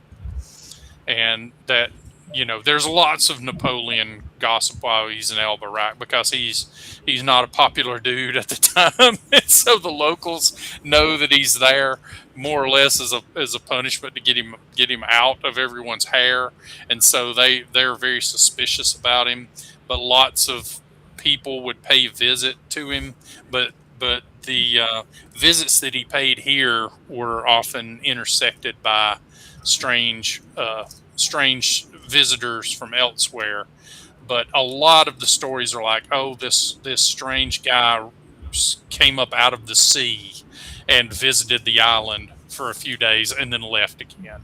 And a lot of them end with the stranger being chased off, deciding to leave, or in some rare cases put to death by the local townspeople. That gets rarer and rarer as time goes on. The later story, the Romans killed people at the drop of a hat. Like, strange guy shows up and he paid us in pearls. That was good. But then he started, doing things to our wives. That was bad. We burned him. And then later, as the stories would go, they would just sort of run people off, or they would gossip with each other about it. And so, yeah, that the stories mostly lean to that. Now, once you get into the Manetti era, he doesn't track that, right? He keeps a journal, but you would assume that it's in the journal, right? But yeah, the local history stuff is all just strange appearances and whatnot. But the Roman oracle would look out over the bay, and in the mist of in the morning mist on the bay, would read the oracles of the future. So basically, this place was built where it was in order to give the oracle the best vantage to look at the morning mist that he claimed he could use to tell the future.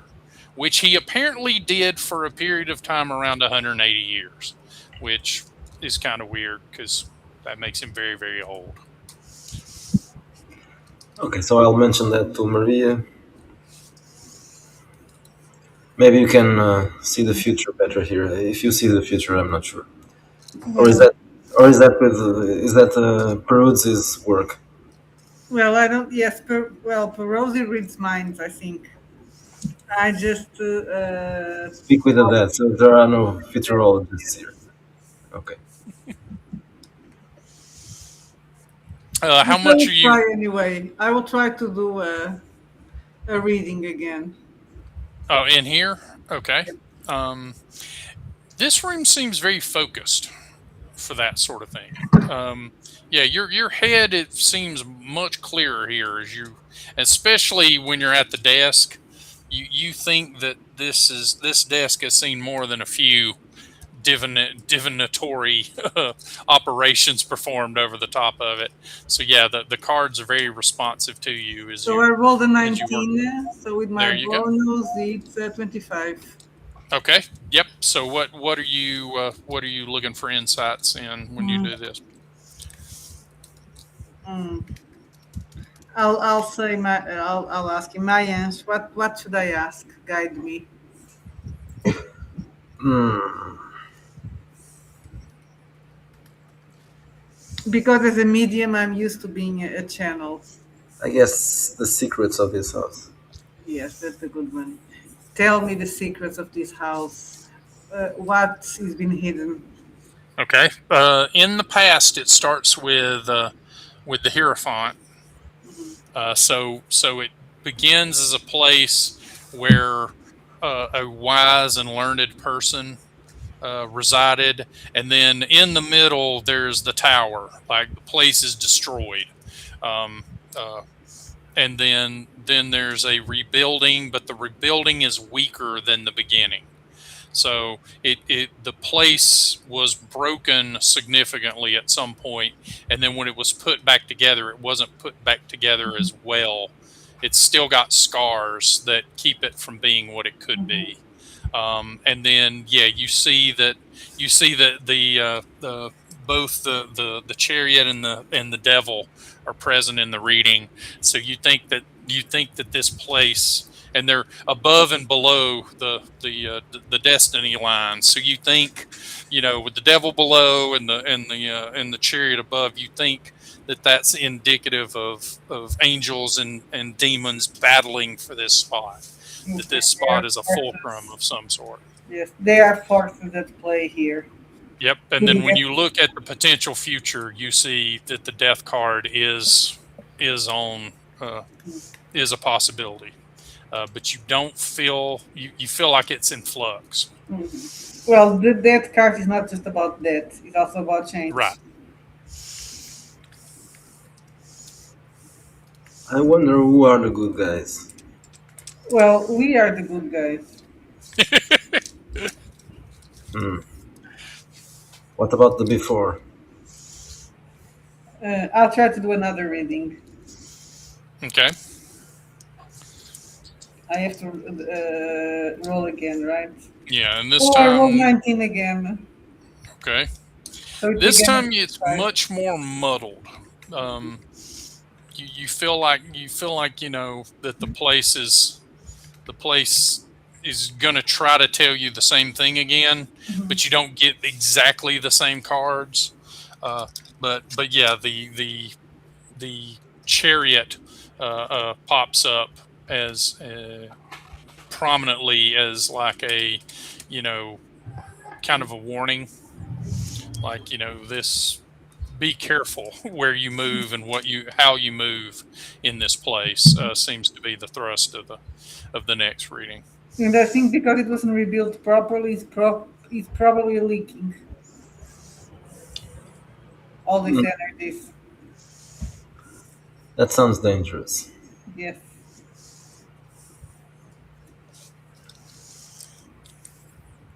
Okay. We need to be careful.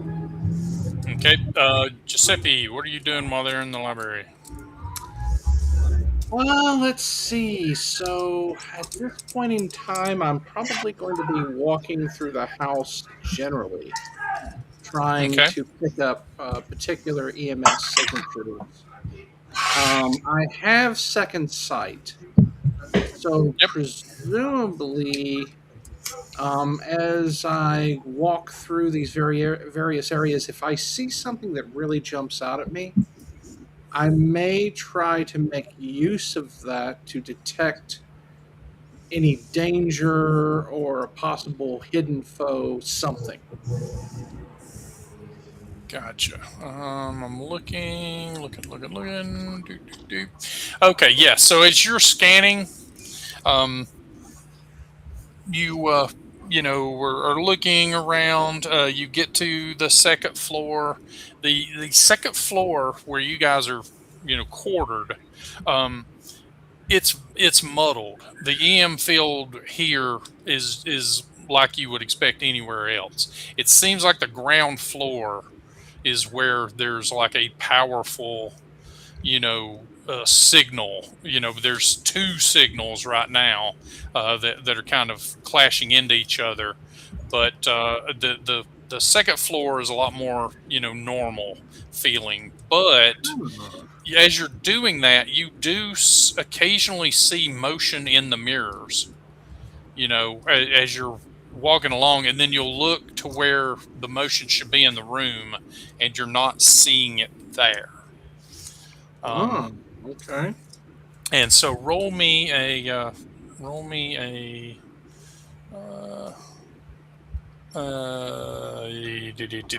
let's call it an investigate. Okay, investigation. But you can add your second sight to it. Okay, so that would be a +2. And am I adding my wits or my intelligence? Wits.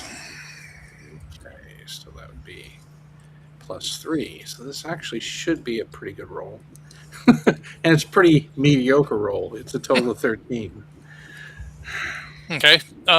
You see what looks to you, well, oh no, you take a fear point.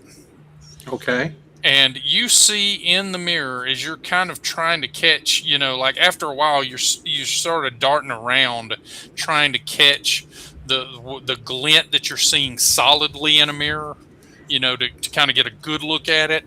And you come to a, full length mirror and look into it, and you see behind you a Rottweiler with glowing red eyes. And it's kind of foaming at the mouth, and the foam is flopping down onto the carpet below, and it gives you kind of a growl and launches itself towards you. And reflexively, you turn around to defend yourself, and it's just not there. Oh, okay. But you swear that you hear like the growl and the barking, but you couldn't put your finger on where it is. Like it sounds like it's behind you, even though the dog should be in front of you at this point. Gotcha. Okay. So is this an oneric hallucination trigger or a ghostly apparition, or am I good? You are good. It is. I guess it counts as a ghostly apparition, to be honest. But yeah, you. I just take the one fear point. Okay. Yeah, the one fear point. Yeah. Let's see. So,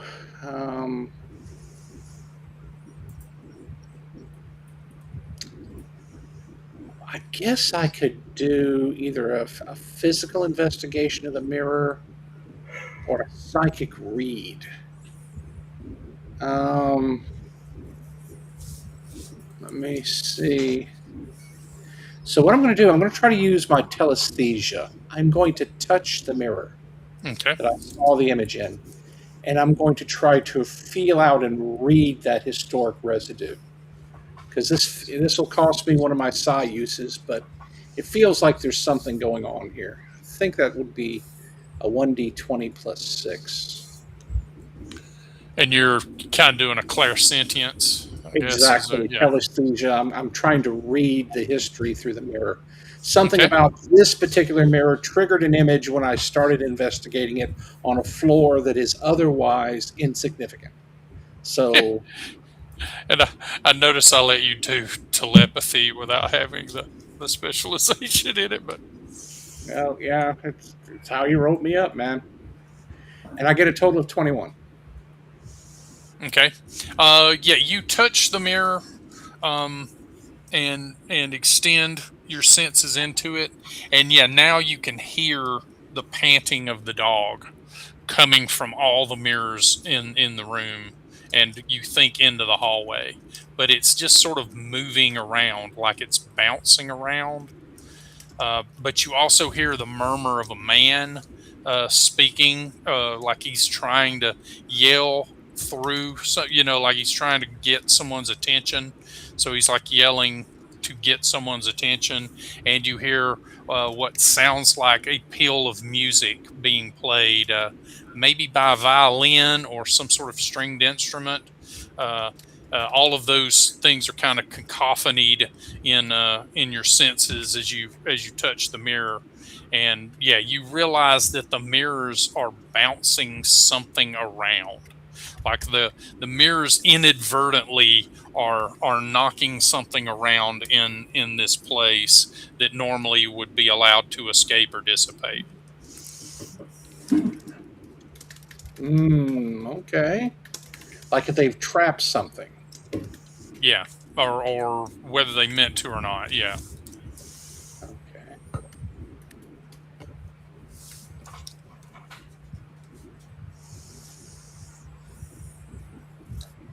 Okay. So at this point, I wonder if having, even though I have a typically being a true parapsychologist and a genuine psychic, I typically have a low opinion of spirit mediums. At this point in time, I think that perhaps going and finding Maria Olmo might be useful. It's possible that if she has legitimate abilities, she may be able to contact whatever the thing is that we're seeing in the mirrors. But it would probably require a seance, and we would have to actually have one of the active mirrors as part of the seance. That's my real focus, is I'm trying to figure out if there's a pattern. If it's bouncing from mirror to mirror, what's the pattern? Can we predict it and predict when the next mirror will activate? That's my thinking. Okay. So you go to find Maria. I do. All right. So yeah, this time you definitely notice that when you're not paying careful attention, or not looking directly at it, that's when the mirrors are most likely to look like something's in them, right? Like you'll pass by and you'll see a hint of color that Something out of the isn't, corner of your eye. yeah, that isn't there, and you wonder if that's why all the rooms are so colorful, is to give a hint where the vision is coming from, right? Gotcha. Okay. Yep. So I go looking for them. Okie doke. So yeah, you will find them in the library as they're wrapping up, reading through many a quaint and curious volume of old forgotten lore, and So doing I tarot walk readings. in and I definitely have an excited look on my face, and I'm a little bit flushed and say, I have just had a psychic attack that came through one of the mirrors. It's up on the second floor. I've discovered something is trapped within the mirrors, and the mirrors are moving it from mirror to mirror. So which mirror activates? It depends upon this mechanism. We may need to see if we can reach out to whatever is on the other side of the mirror. Well, but if he's trying to attack, but if you were just being attacked, do you think it's a good idea? Oh, there was no actual harm done. I was startled, of course. It was the vision of a vicious attack dog. But of course, when I turned, it was not there. And yet, when I reached out with my own abilities and touched the mirror, I could hear it, feel its presence, shifting from mirror to mirror. But that's not the only thing that's in there. I also got the impression of a human voice, someone calling out, someone trying to be heard.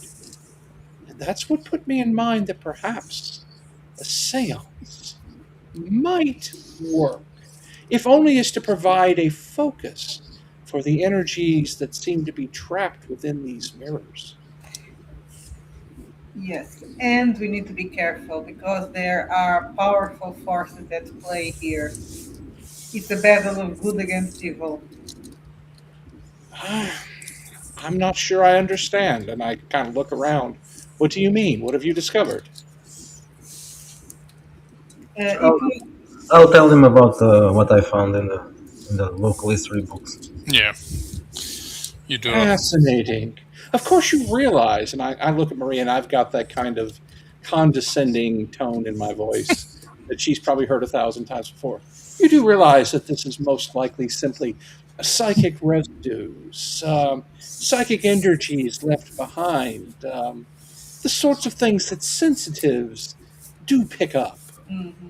And I tell Mayans, do you know what is the most useless type of psychologist?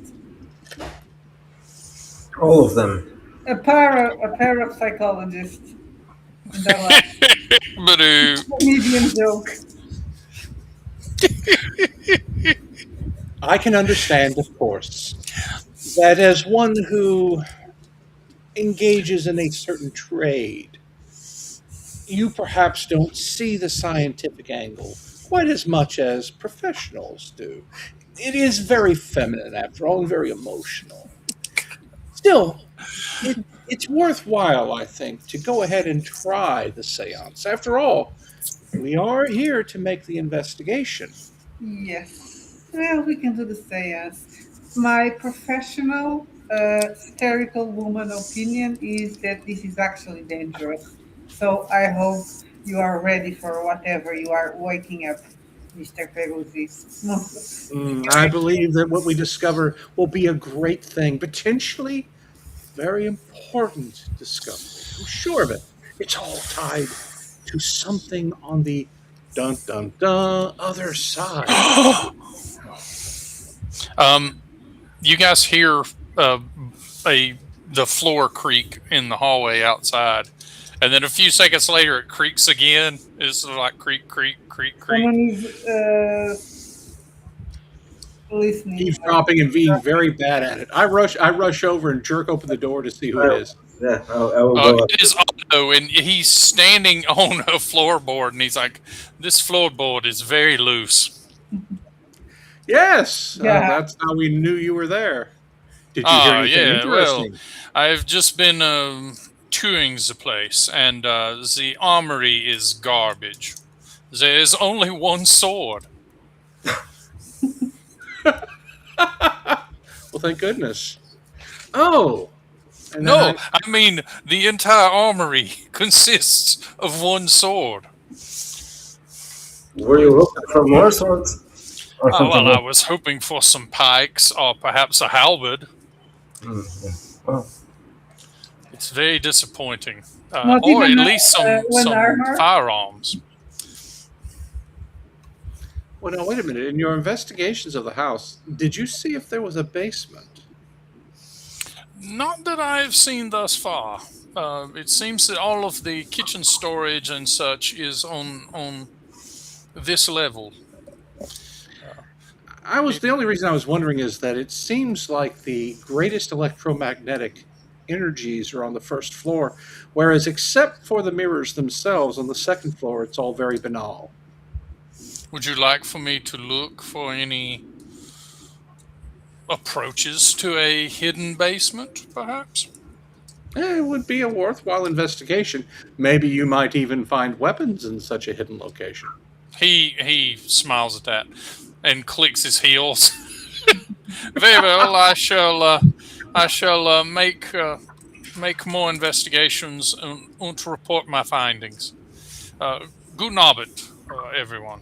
and yeah, he continues his survey of the hallway, We passing really passing should by run you. into Diane Thorne in some hallway here somewhere. She's like working as the Martinet housekeeper or something. There's a martinet. Well, maybe not a martinet. There is a cook and and a maid to be encountered as of yet, and of course poor Bjorn, who probably him and Otto would get along because they share at least a common language. So, Yep. And then they both find out they worked at different, death camps back in World War right. II. Oh, it's amazing. Like, I knew your uncle. I knew your uncle before I threw him in the oven. He spoke so highly of you until he was thrown in the oven.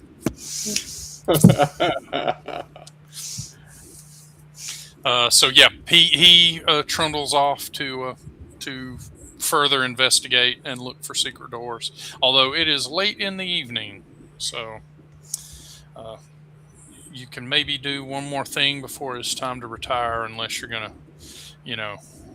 get an early start, as it were, to the assignation portion of things, which you suspect may be going on even as you speak. What about the orgy? Orgies usually take place during the It needs 3 or more participants. Well, we could argue about how many participants constitutes one, but Is there such a thing as a small orgy? That's the question. I feel like if you're in one, no. Like every orgy is epic. Once it meets the criteria, everyone is happy, right? Okay, so what are you guys up to before retiring, if anything? Or do you just want to get a good start on the next morning? Well, I need to prepare the seance probably for tomorrow. And need to figure out what is the best place to do it, and probably we should all be there so we can have more energy focus. Yeah, you think the dining room is probably the best because it's centrally located in the back. It's widely used. It's a place that everyone's been. You can all see it. Yeah. Exactly. Yeah, it's a place everyone's been at least once, and you think the previous occupants would have also frequented it. So yeah, that seems a good location. Also, you've already got the cameras set up there. Mm-hmm.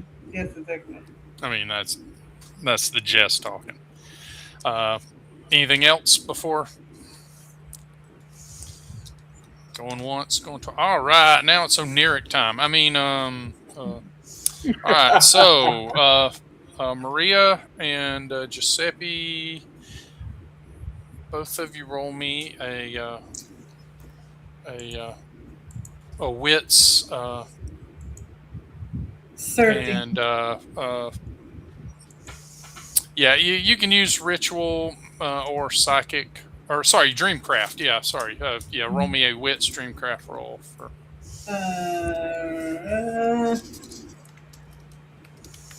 I don't have Rimcraft. So I'm rolling versus Oniric, is that right? So it's 13.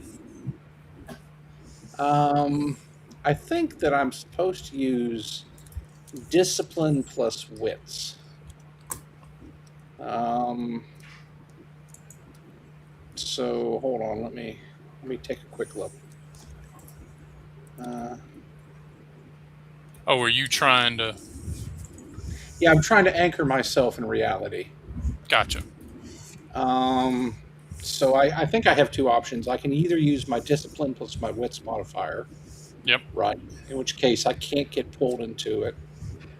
Or I could use Dreamcraft, but I don't have the skill. Right, and that's to So and that's to interact with it. Yep. So I think I'll try to anchor myself in reality.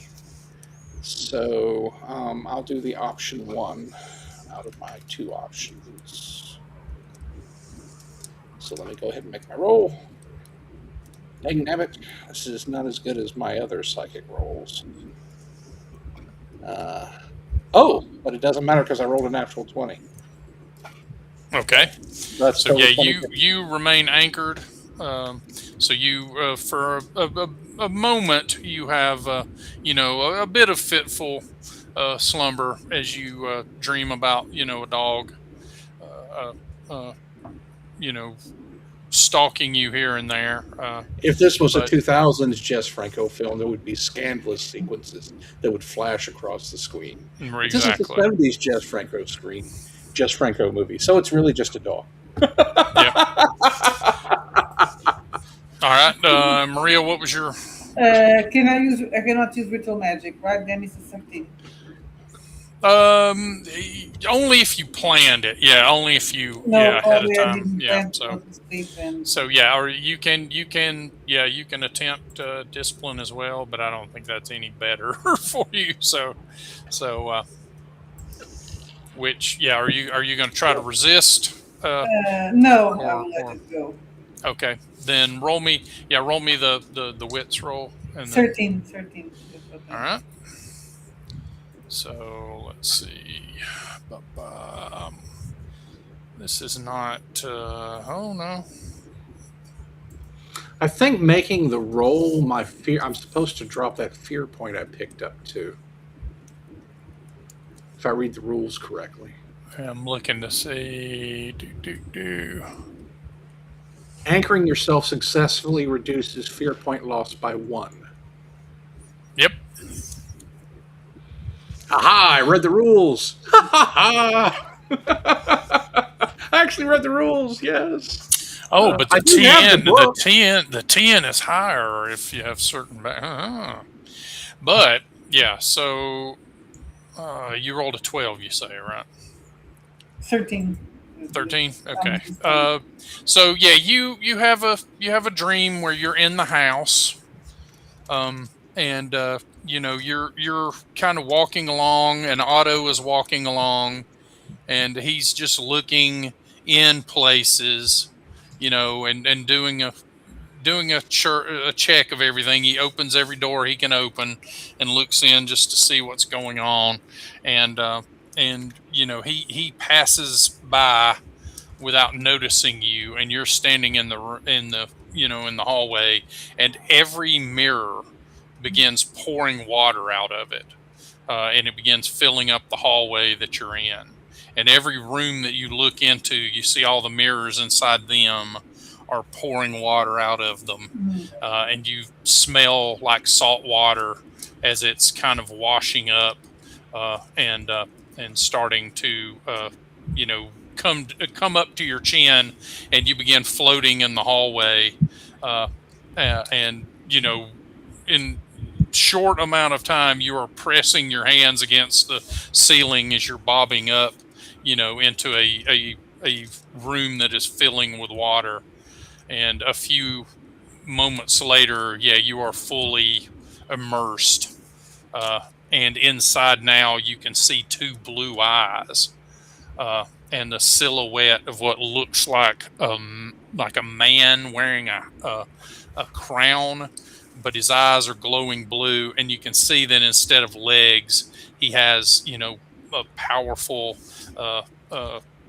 body of a fish or a shark, where his legs should be, and he kicks off towards you and shouts something at you, but it's in a language you don't understand, and you wake up, and you're kind of sweating in bed, and open your door, you smell the salt air outside, and kind of cool yourself off, and then are able to get the remainder of sleep for the night. But take 1 fear point, and that's what you remember of the occurrence. Do you scream out, and if you don't know, No. just make a toughness roll. No, Okay. I don't. All right. So nobody hears or responds to that. So next morning, everyone wakes up. Things are percolating. People are talking at breakfast as as you come in. The staff is serving, kind of buffet style on the sideboard. Uh, um, you know, a continental breakfast, and yeah, already you see that Doctor Dr. Gilda and Luis are kind of cozily, sitting next to each other at the dining table and are already talking over some pages and such where they're drawing diagrams and stuff and having a little conversation. They see you and they wave to each of you as you come in. So Maria, you look probably a little haggard from not getting great sleep for the rest of the night. I walk in, I'm feeling great. In fact, You're like when they $1,000,000. When they wave at me, I say, yes, good morning. I had the most extraordinary experience last night. It was as if something in the house was reaching out to me through my dreams and trying to attack me. Of course, I have techniques for resisting such intrusions, which I was able to employ. But that just persuades me more than ever that a great scientific discovery awaits us here. And it is tied to the mirrors.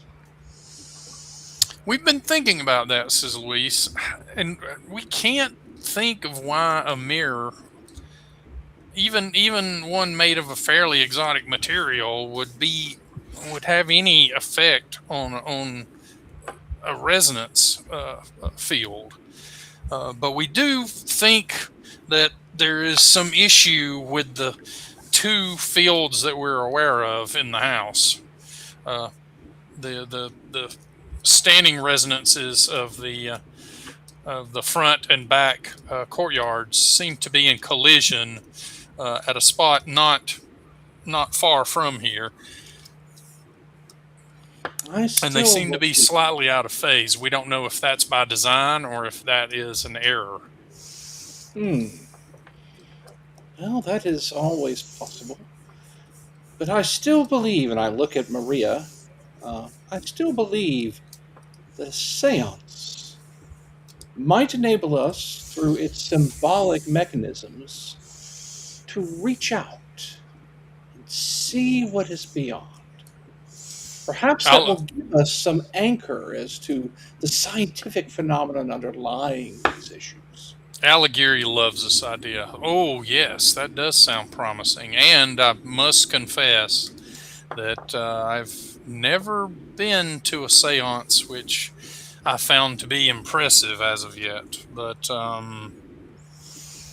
well, I've not dealt with the caliber of people that we have in the room. I'm game if anyone else is. What do you think, Miss Olmo? Well, the best place to do this is the dining room, and of course, you should do it at night. Well, then it's at your disposal.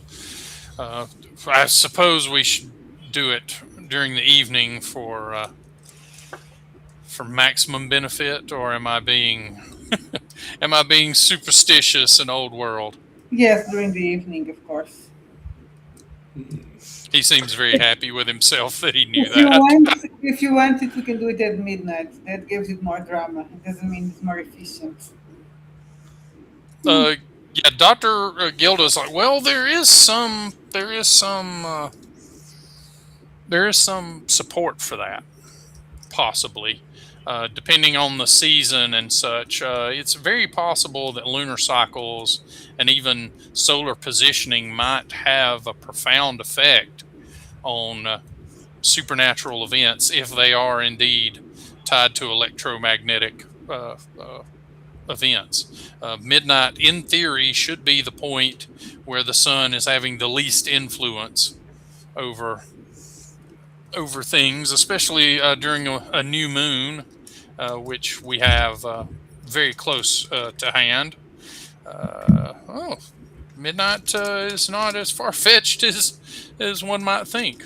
And yeah, she's sort of like sketching out like a little picture of the sun and the moon and the positionings and stuff to show that, like, yeah, it basically it's a good time to be in like the lee of a bunch of interference. And of course, Luis is just hanging on her every word. And you're pretty sure they've slept together. So, what investigations should we conduct until we come to the moment for the seance? I have researched the mirrors, I've conducted EM detection throughout the house, identified fields. I have not used my thermometers yet to check temperatures in different locations, and I have not brought out my crystals yet to check the emanations from the crystals. Otto says, "Well, for today, I believe that I will be donning a snorkel and swimming the aquifer to establish what is down there." That is an excellent idea, Otto. I am still persuaded that there is some reason why the ground floor demonstrates a different field spectrum than the second. The second is ordinary, the first extraordinary. It implies that the further down one goes, the more one will discover. Is there anything that I should carry with me to prove or disprove your hypothesis? So I kind of think for a moment.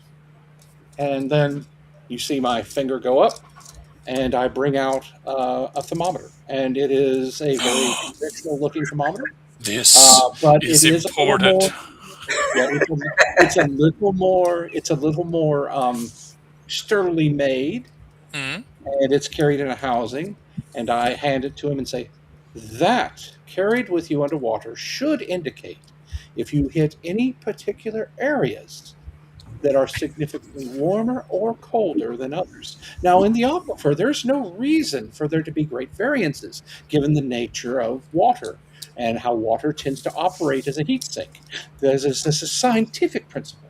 But if you do encounter unusual locations, you will be able to record them. And then we could perhaps investigate them further. Very well, I shall do so, and look for any variances. And if I note them, I will give you the approximate position. Yes, and one other wunderbar. thing. I can do this. Excellent. And one other thing. If you encounter any unusual items underwater, you should bring them back with you. And before leaving, you should give me an item that you keep on your person on a regular basis. This may sound like a strange request, but if something were to happen, believe it or not, I might be able to locate you by the emanations from an object that you usually have in contact with your person. He considers for a moment and then fetches out of his pocket a set of keys and then hands them over to you. I will return these to you, of course, once you have returned. This is just a safety measure. But of course, So I one of will, the sub's abilities is locate. Apparently that's part of my telesthesia, so in theory. Yep. He excuses himself after finishing his breakfast and says that he will begin. He'll begin the process of getting ready to do that. So. All right. So I slide his, keys into my left pocket. Okay. To remember that they are there. And then I start breaking out my other thermometers and my crystals. And you guys see me getting out my crystals to examine them and make sure that I have them all in good condition. And you notice they don't look like normal crystals. Presumably you've seen crystals in various psychic contexts. Well, these don't look normal. These are not your normal crystals. They're all vaguely rounded. They have shapes that seem almost organic, maybe even feminine in strange ways, like Venus figures, but not quite.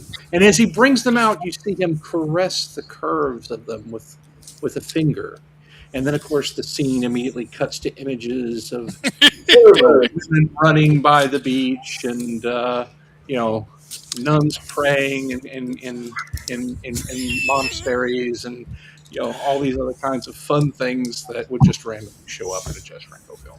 But that's what I'm doing, and I'm just kind of caressing them. And it is important, of course, to activate the crystals. They're unlike any crystal you've ever seen. They're made out of wood. Okay, so you are prepping your crystals. What else are we doing this morning as Otto begins to swim the aquifer?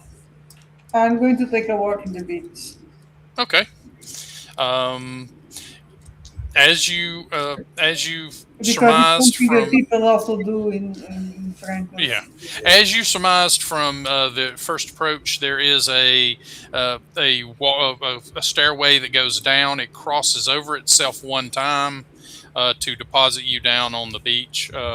It's fairly sturdy construction, and yeah, you find yourself down past the surf wall into to the beach itself, and you smell the air, the salt air here, and it harkens back to the image you had and the warning you received.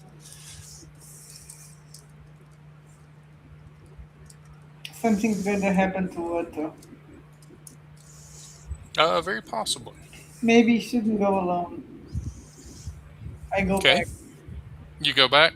Yes, and tell that to Otto. If I find yes, I'll tell that to Otto. Yeah, he's you find him. He's stripped down to just swim trunks, and he's got a commando knife strapped to his left thigh, and he's got a snorkel set and goggles that he's prepping. I tell him, yes, I don't think you should go, Otto. I had a dream last night, and you were drowning. I was drowning? Yes. This is a very strange dream. I only hit upon the idea of swimming the aquifers this morning. Yes, well, this is a very strange place. Well, this is a thing that must be done. We must understand this place and its curiosities. Well, I was thinking about going to the aquifer as well. I wasn't thinking about swimming, but now maybe. Well, you are certainly welcome to accompany me if that will put Frau Olmo's worries to bed. Even more wunderbar. Okay. Would this suffice for you, Miss Olmo? Well, I cannot convince you otherwise, so. No, of course not. It would be very dangerous for you. Are you an experienced swimmer? No, I'm not. Well, we will be very careful, but leave most of the exploration to me. Yes, I will follow you. And he kind of confides to you, like, it is mostly to put her worries to rest. I hate to see a beautiful woman distressed. And you have swim trunks, I am hoping? Yes, I have. You can borrow a pair of mine if you do not. No, thank you. I do have mine. I regret that I only have the one knife to offer, but it is sworn to your service while you are in my charge. We probably won't need a knife. I hope. And so basically the easiest way to access the aquifer is from the front collection pond. It opens down into the larger aquifer, and he's got a waterproofed flashlight and some other things already ready. So once you get back with your trunks, he's sort of ready and raring to go. And he sort of tells you the plan. Like, he doesn't think it's going to be huge, but we're going to make a pass around it and just see what's down there and what it looks like. And only he says it. This is accent. Like, oh, we are going to go as far as we can. And it will be deep and wide and und lange. Alles klar. So roll me a swimming roll. We have, man, I don't know that we've ever done a swimming roll in I all don't of think so. this. Yeah. And I This don't is think. an awesome Oh, first. great! I rolled a 20. So yeah. Okay. Oh no. Okay, so yeah, you get down, and yeah, it takes you a few times because you have to keep coming back for breath. He doesn't have like scuba equipment or anything, so it's mostly snorkeling, and so you just sort of jet in certain directions, and he's kind of multitasking, looking around and then also checking the thermometer for any temperature variances. But yeah, it takes you maybe 15, 20 dives to kind of fully map out the area. It is just a big grotto. It's naturally occurring, but the one thing that stands out, because you shine a light directly on it, is that there's just a cropping of some sort of natural mineral deposit or whatnot that comes out and kind of forms a fork inside the aquifer, and it's just sort of jutting out there in the middle of it at a weird angle, but it's curved and the fork is facing the direction the ocean would be. There's a natural front fork here, so there's a portal to Wretched Bastards, right? The village of There, Fork.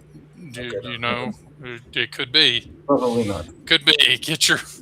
Get ready to save the kid in his wheelchair. You only get the one shot. If you had one shot, one opportunity to save a kid in his combat wheelchair, would you take it or just watch him die? Let him die. Let him die. That's fair. That is fair. Very annoying. So yeah, you guys map it out. There are some, Otto on the last dive as he comes up, he's like, "You saw this, correct?"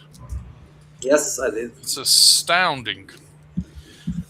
I also have noticed, and he points at the tuning fork that's in the middle of the the aquifer entrance. He's like, I have noticed the prevalence of this.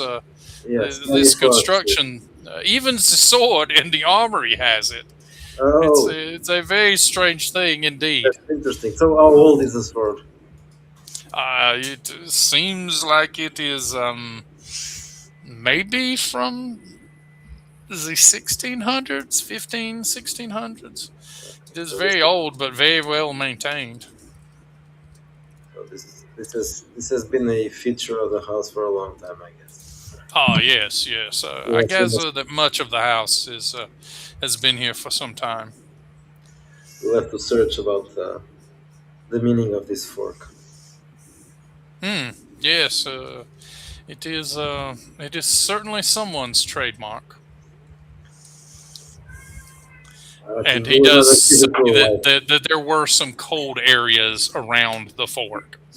That the fork had, the areas around where the fork is were colder than the rest of the water. And you would have noticed that too, swimming. If you had to kick off of it or whatnot, that it's noticeably colder, but not like uncomfortable or freezing or anything. But so yeah, he sort of goes and washes up and dries up, and he's like, I'll put together a preliminary map for everyone's use as soon as possible. But no misadventure. Miss Olmo was mistaken. Well, there's psychics and fortune tellers and all that. I do not place a That's lot strange of idea. I do not place a lot of trust in these sorts of things, but one does not do what I do without seeing some strange things here and there. Oh, there are strange things, definitely, and especially in this place. Okay, so I go back. No one died. Well, that's because he wasn't alone. Yeah, That's very true. Maybe because I Okay. rolled a 20. I rolled a natural 20. That was that. I All right. changed. We changed what was about to happen. That was the card. That was what the tarot card said. That what is happening here is still fluid, so we can still change it. So while they've been out doing their diving and swimming and discovering things and not dying, Yep. I've been going around the various mirrors, and based on my kind of vague read of them, I apply a certain crystal, place a crystal nearby, and I start setting up thermometers around the house to measure temperatures that'll come back and check later. Okay. And, I continue periodically. I'll touch the keys that Otto gave me in my left pocket just to see if I get a quick read of any sort of problem. Sounds like I don't sense one. So I just keep doing my work till they get back. Yeah, you don't sense a problem, but there is a moment where you see a little bit of shock. You know, like you sense a bit of shock. He's seen something disturbing or interesting to him. So I will have questions to ask. And you have a momentary glimpse of being in a desert and a bunch of men around. And Otto and the men are standing there, and a man says in French, you know, we will take this to our graves. And everyone assembled is in a Foreign Legion uniform. Gotcha. Okay. Yeah, I have a lot to talk to Otto about. All right. Okay. And Maria, after you see them off, they're going to be swimming for a while. Or are you going to do anything after that? Or are you just going to sort of stand around and worry? Well, I'm gonna go back to my.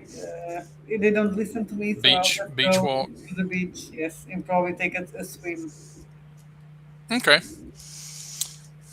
Oh, you're going to swim. Okay. Now, here's the question. Does Maria swim in the nude? Does she have a shark skin suit? Or does Yeah. she, you know, remember, this Yeah. is a Franco movie. To swim in the This- nude. Okay. So that's a yes on nude, is what I'm hearing. There you go. It's a Okay, true so Jeff Franco film. You are swimming, and yeah, as you're swimming, roll me an initiative roll. 11. I was about to say there's Ah, no 11, lose. D6. I rolled the d20. Yes, Yeah. sorry, because I had it in 1. Wow. Okay, they still managed to go first out of 2. So, your defense is 10. I'm guessing. What's your? Do you have a agility bonus? I don't think I have. Let me. You do not. All right.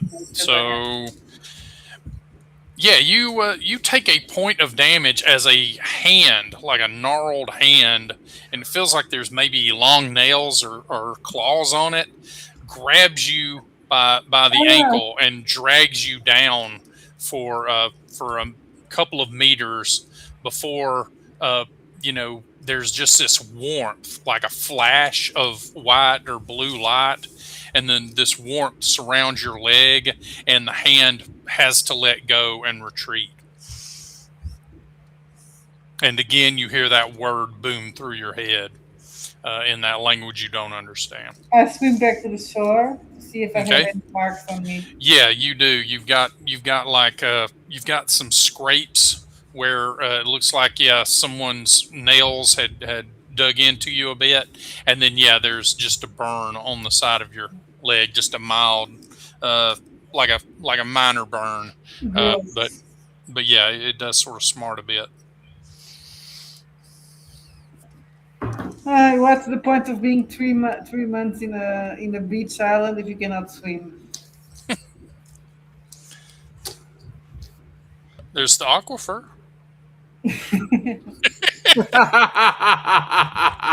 I will dress back in the. Well, I'll just probably lay in the sun to get dry, and then I will head back. Okay. Okay. You dry yourself off. You get up to go back, and yeah, you just see a head and a crown kind of descend under the waves out in the distance as you go walking back to to go up the stairs.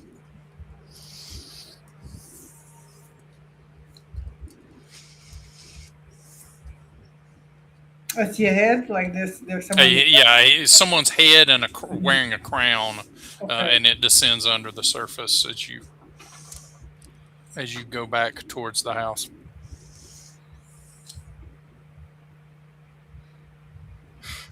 Okay. I don't like this place.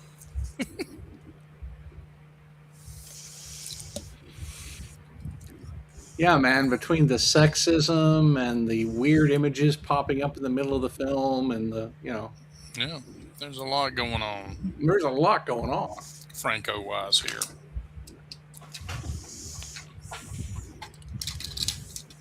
And, I'm not going to jinx it, but, Franco-American made all the Chef Boyardee stuff. So we might be able to work some of that in, too. Oh, dear. Though it's completely unrelated. But that, too, would be like a Jess Franco. Yep, Franco-American.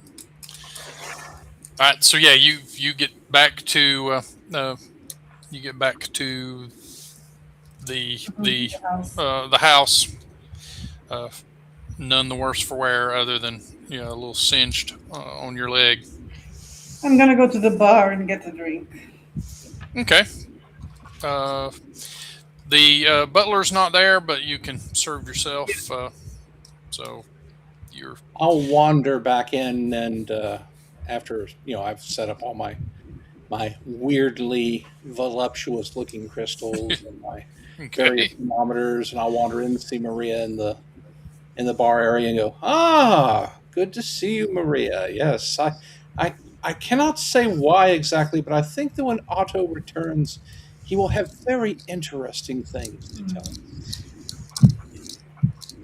Good. Oh. You look like you've been swimming. Is that the case? Yes.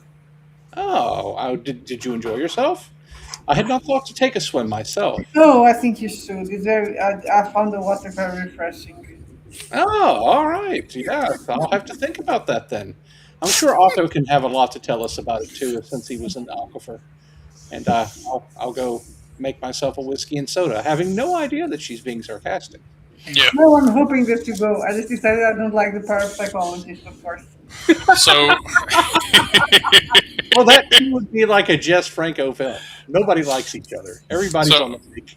So Otto does, true to his word, he gets himself toweled off, and yeah, he will come to the dining room and begin mapping out, more or less what you guys saw below, in cross section. And yeah, he's basically, the aquifer is part of a grotto beneath, and yeah, there is some sort of mineral formation that is inside the aquifer that has a a fork like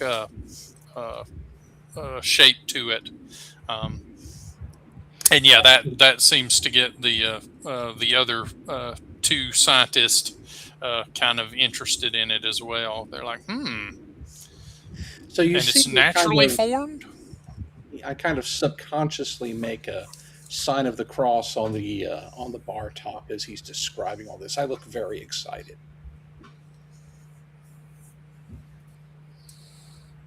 And yeah, he's like, it looks natural to me. I mean, it could, of course, have been the subject of sediment or something of this sort, but it did. Perhaps, Antonio, you can be my second in this. It looked natural to me. Yes, I agree. It looked natural as well, but there are many non-natural forks around this house, so this has to mean something. I don't know if that's probably the fork that inspired the other forks. So And now I need to search information about forks in a while. Yes, what is the middle fork in the occult?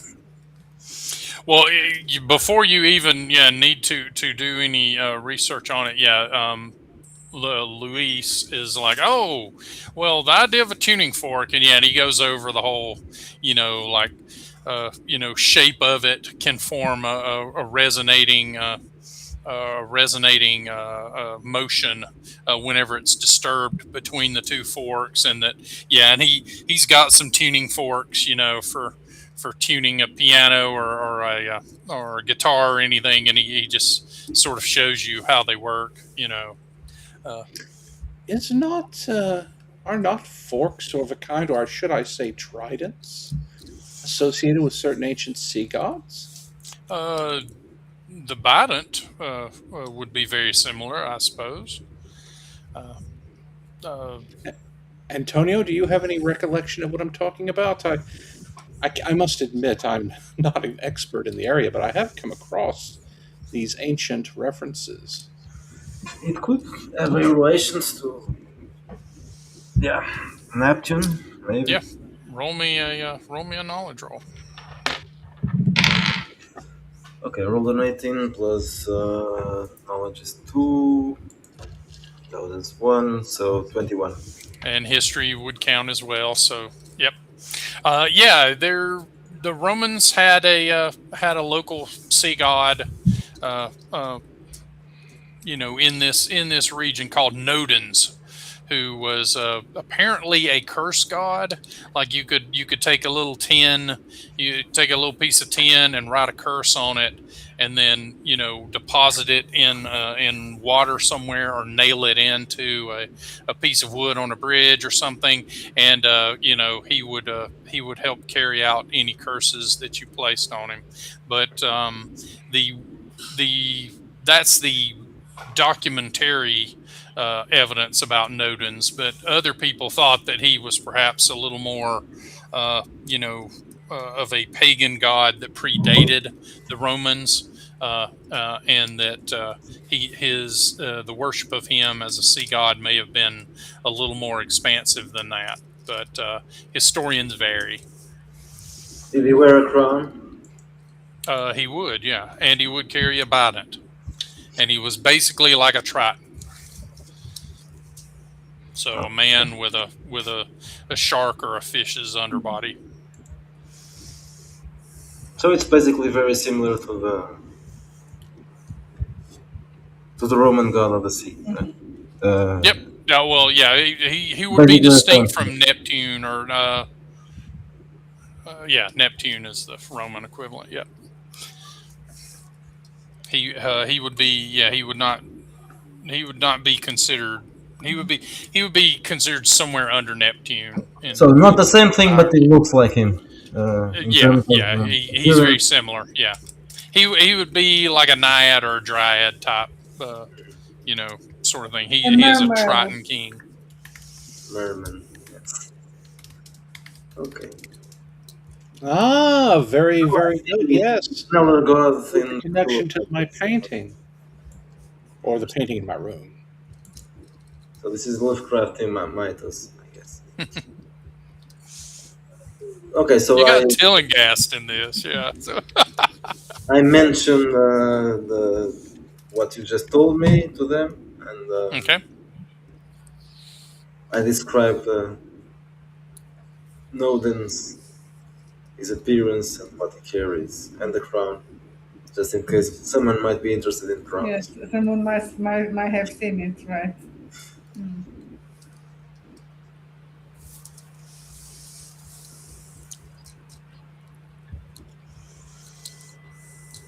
Well, I think I saw something like that when I was in the beach, when I was just Get to a putty cat. There was a crowned head that peeked from the water for a minute. Well, not a minute, a second. So you had another vision. It was not a vision, and I show my leg. Well, that is not a vision, but the other thing is a vision, probably. No, look! Something he attacked me in the water. I don't think a see my god or whatever this is would do that. It's probably something else. So I actually lean down to closely examine your leg, and without even asking for a moment, I reach out and touch the area around your wound and make the sign of the cross. And what I'm actually doing is telesthesia. I'm going to see if I can read something from the wound on her leg. Okay. Not as good as my telepathic connection, but it's still pretty good. What's the roll? Total is a 17. Okay. Yeah, you touch it, and yeah, you feel a heat come off of it. Um, yeah, this you feel for a moment, yeah, that something dark reached out for her, and something protected her by burning it away from him, away You from her. guys see me suddenly snatch my hand away, Yeah. and I look up at Antonio and say, Antonio, she's right. There was something in the water. I see it. What did you see?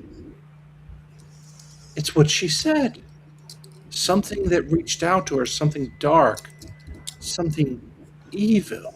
It did attack her in the water. Fascinating. I roll my eyes. I'm offended. So you don't believe me, but you believe these Muppets.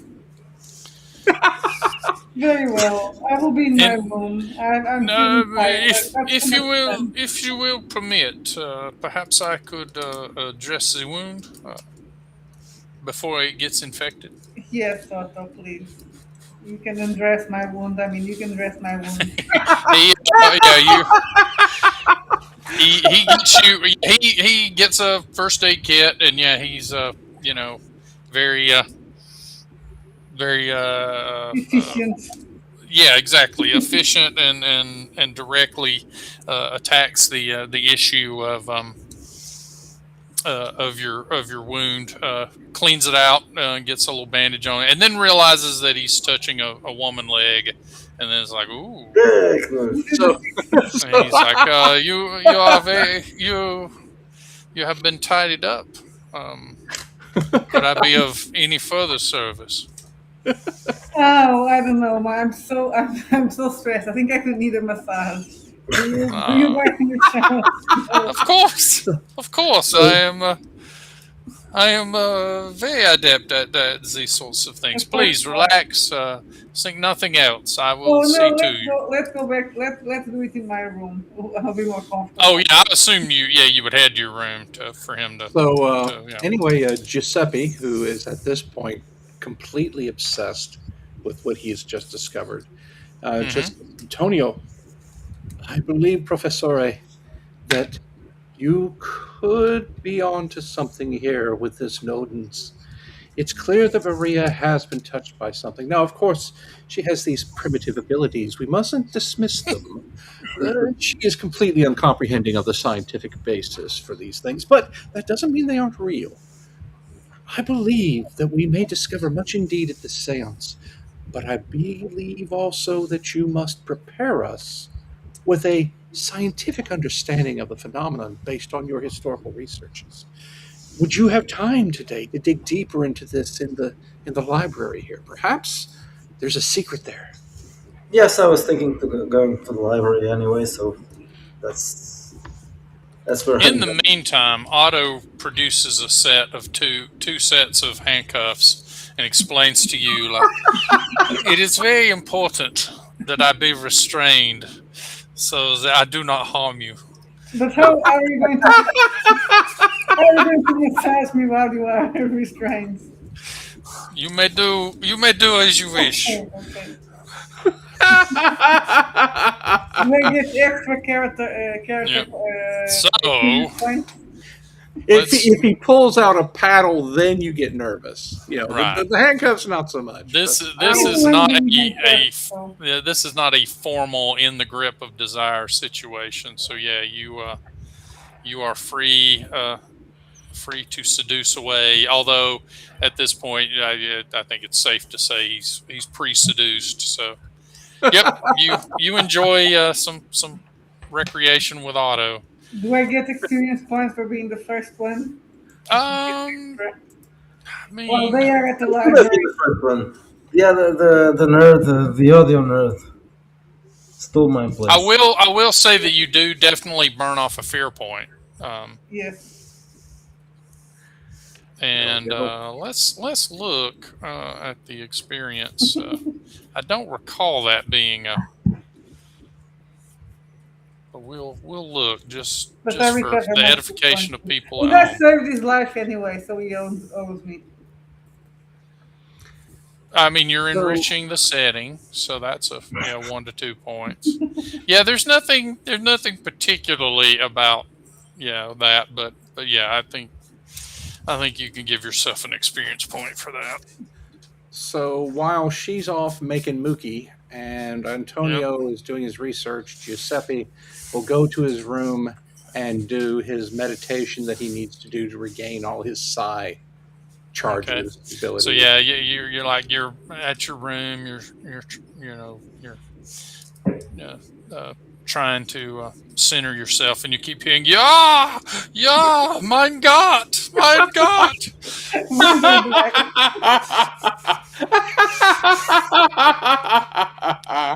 Is that the whole hand? I thought he was Moon gay. River. Was the German bisexual or something? He was trying to. No, that is the other. Yeah, is he like Guten Abend, Herr Muskin? Yeah, like, there's only a couple of ways to speak German. Like a Klingon or like a bisexual. Yeah, that's it. Yeah. Mein Handy. Yeah. So he's not either. so you're centering yourself to prep for a psychic attempt, or you're just centering yourself to. Yeah, to regain my psi uses. I want to Gotcha. kind of bulk up. Well, you so had a night's sleep, so yeah. that's a good point. Oh, but So, yeah, you've used it once, so yeah. Okay, yeah. You can center yourself. I think and- I need to and kind of- meditate for like an hour to get back that one use. And Yep. I just want to be maxed out when we do the seance because I just have a funny feeling that it's going to turn out that Maria is actually correct, even though nobody's giving her credit for it. It's like we're going to find out. That's when everything is going to hit the fan. And time wise, are we close to midnight for you guys? Yes. Yeah, almost. So yeah, so maybe we should call it. I think so. Feels like a stopping point. Yeah, because I think the seance may take longer than a few minutes. So Yeah, and Antonio's got to do his research, and I got to do mine. And I still haven't taken once Otto stops getting handcuffed.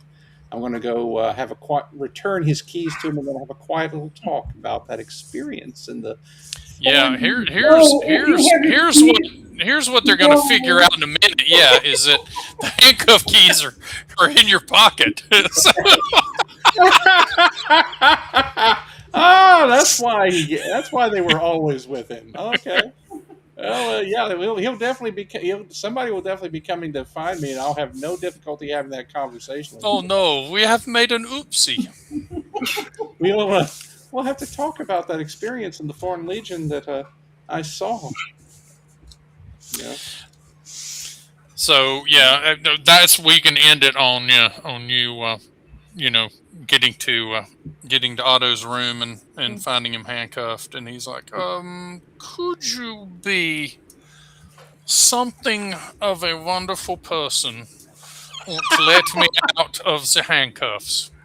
Oh, no problem, Otto, I say. And it's like, and while I am doing so, you can tell me about that curious event that you and the others in the Foreign Legion had in the desert. Did it involve Uh, handcuffs? Are you sure you want to know this? Ah, yes, Otto. I can sense it is connected somehow. I don't know how, but it is. Do you know what a mummy is? Indeed, I do. Well, I have killed one. Killed a mummy. In concert with my fellows, we have killed a risen dead of a long forgotten priest of Egypt. Did any of the symbols that you found there resemble symbols here? Yes. And boom, there we have our cliffhanger. See, folks, you want to watch us again next time. Otherwise, Yeah. you found out. Tune in next time for Other Side of the Mirrors. Mirrors. Okay, so let's end the recording.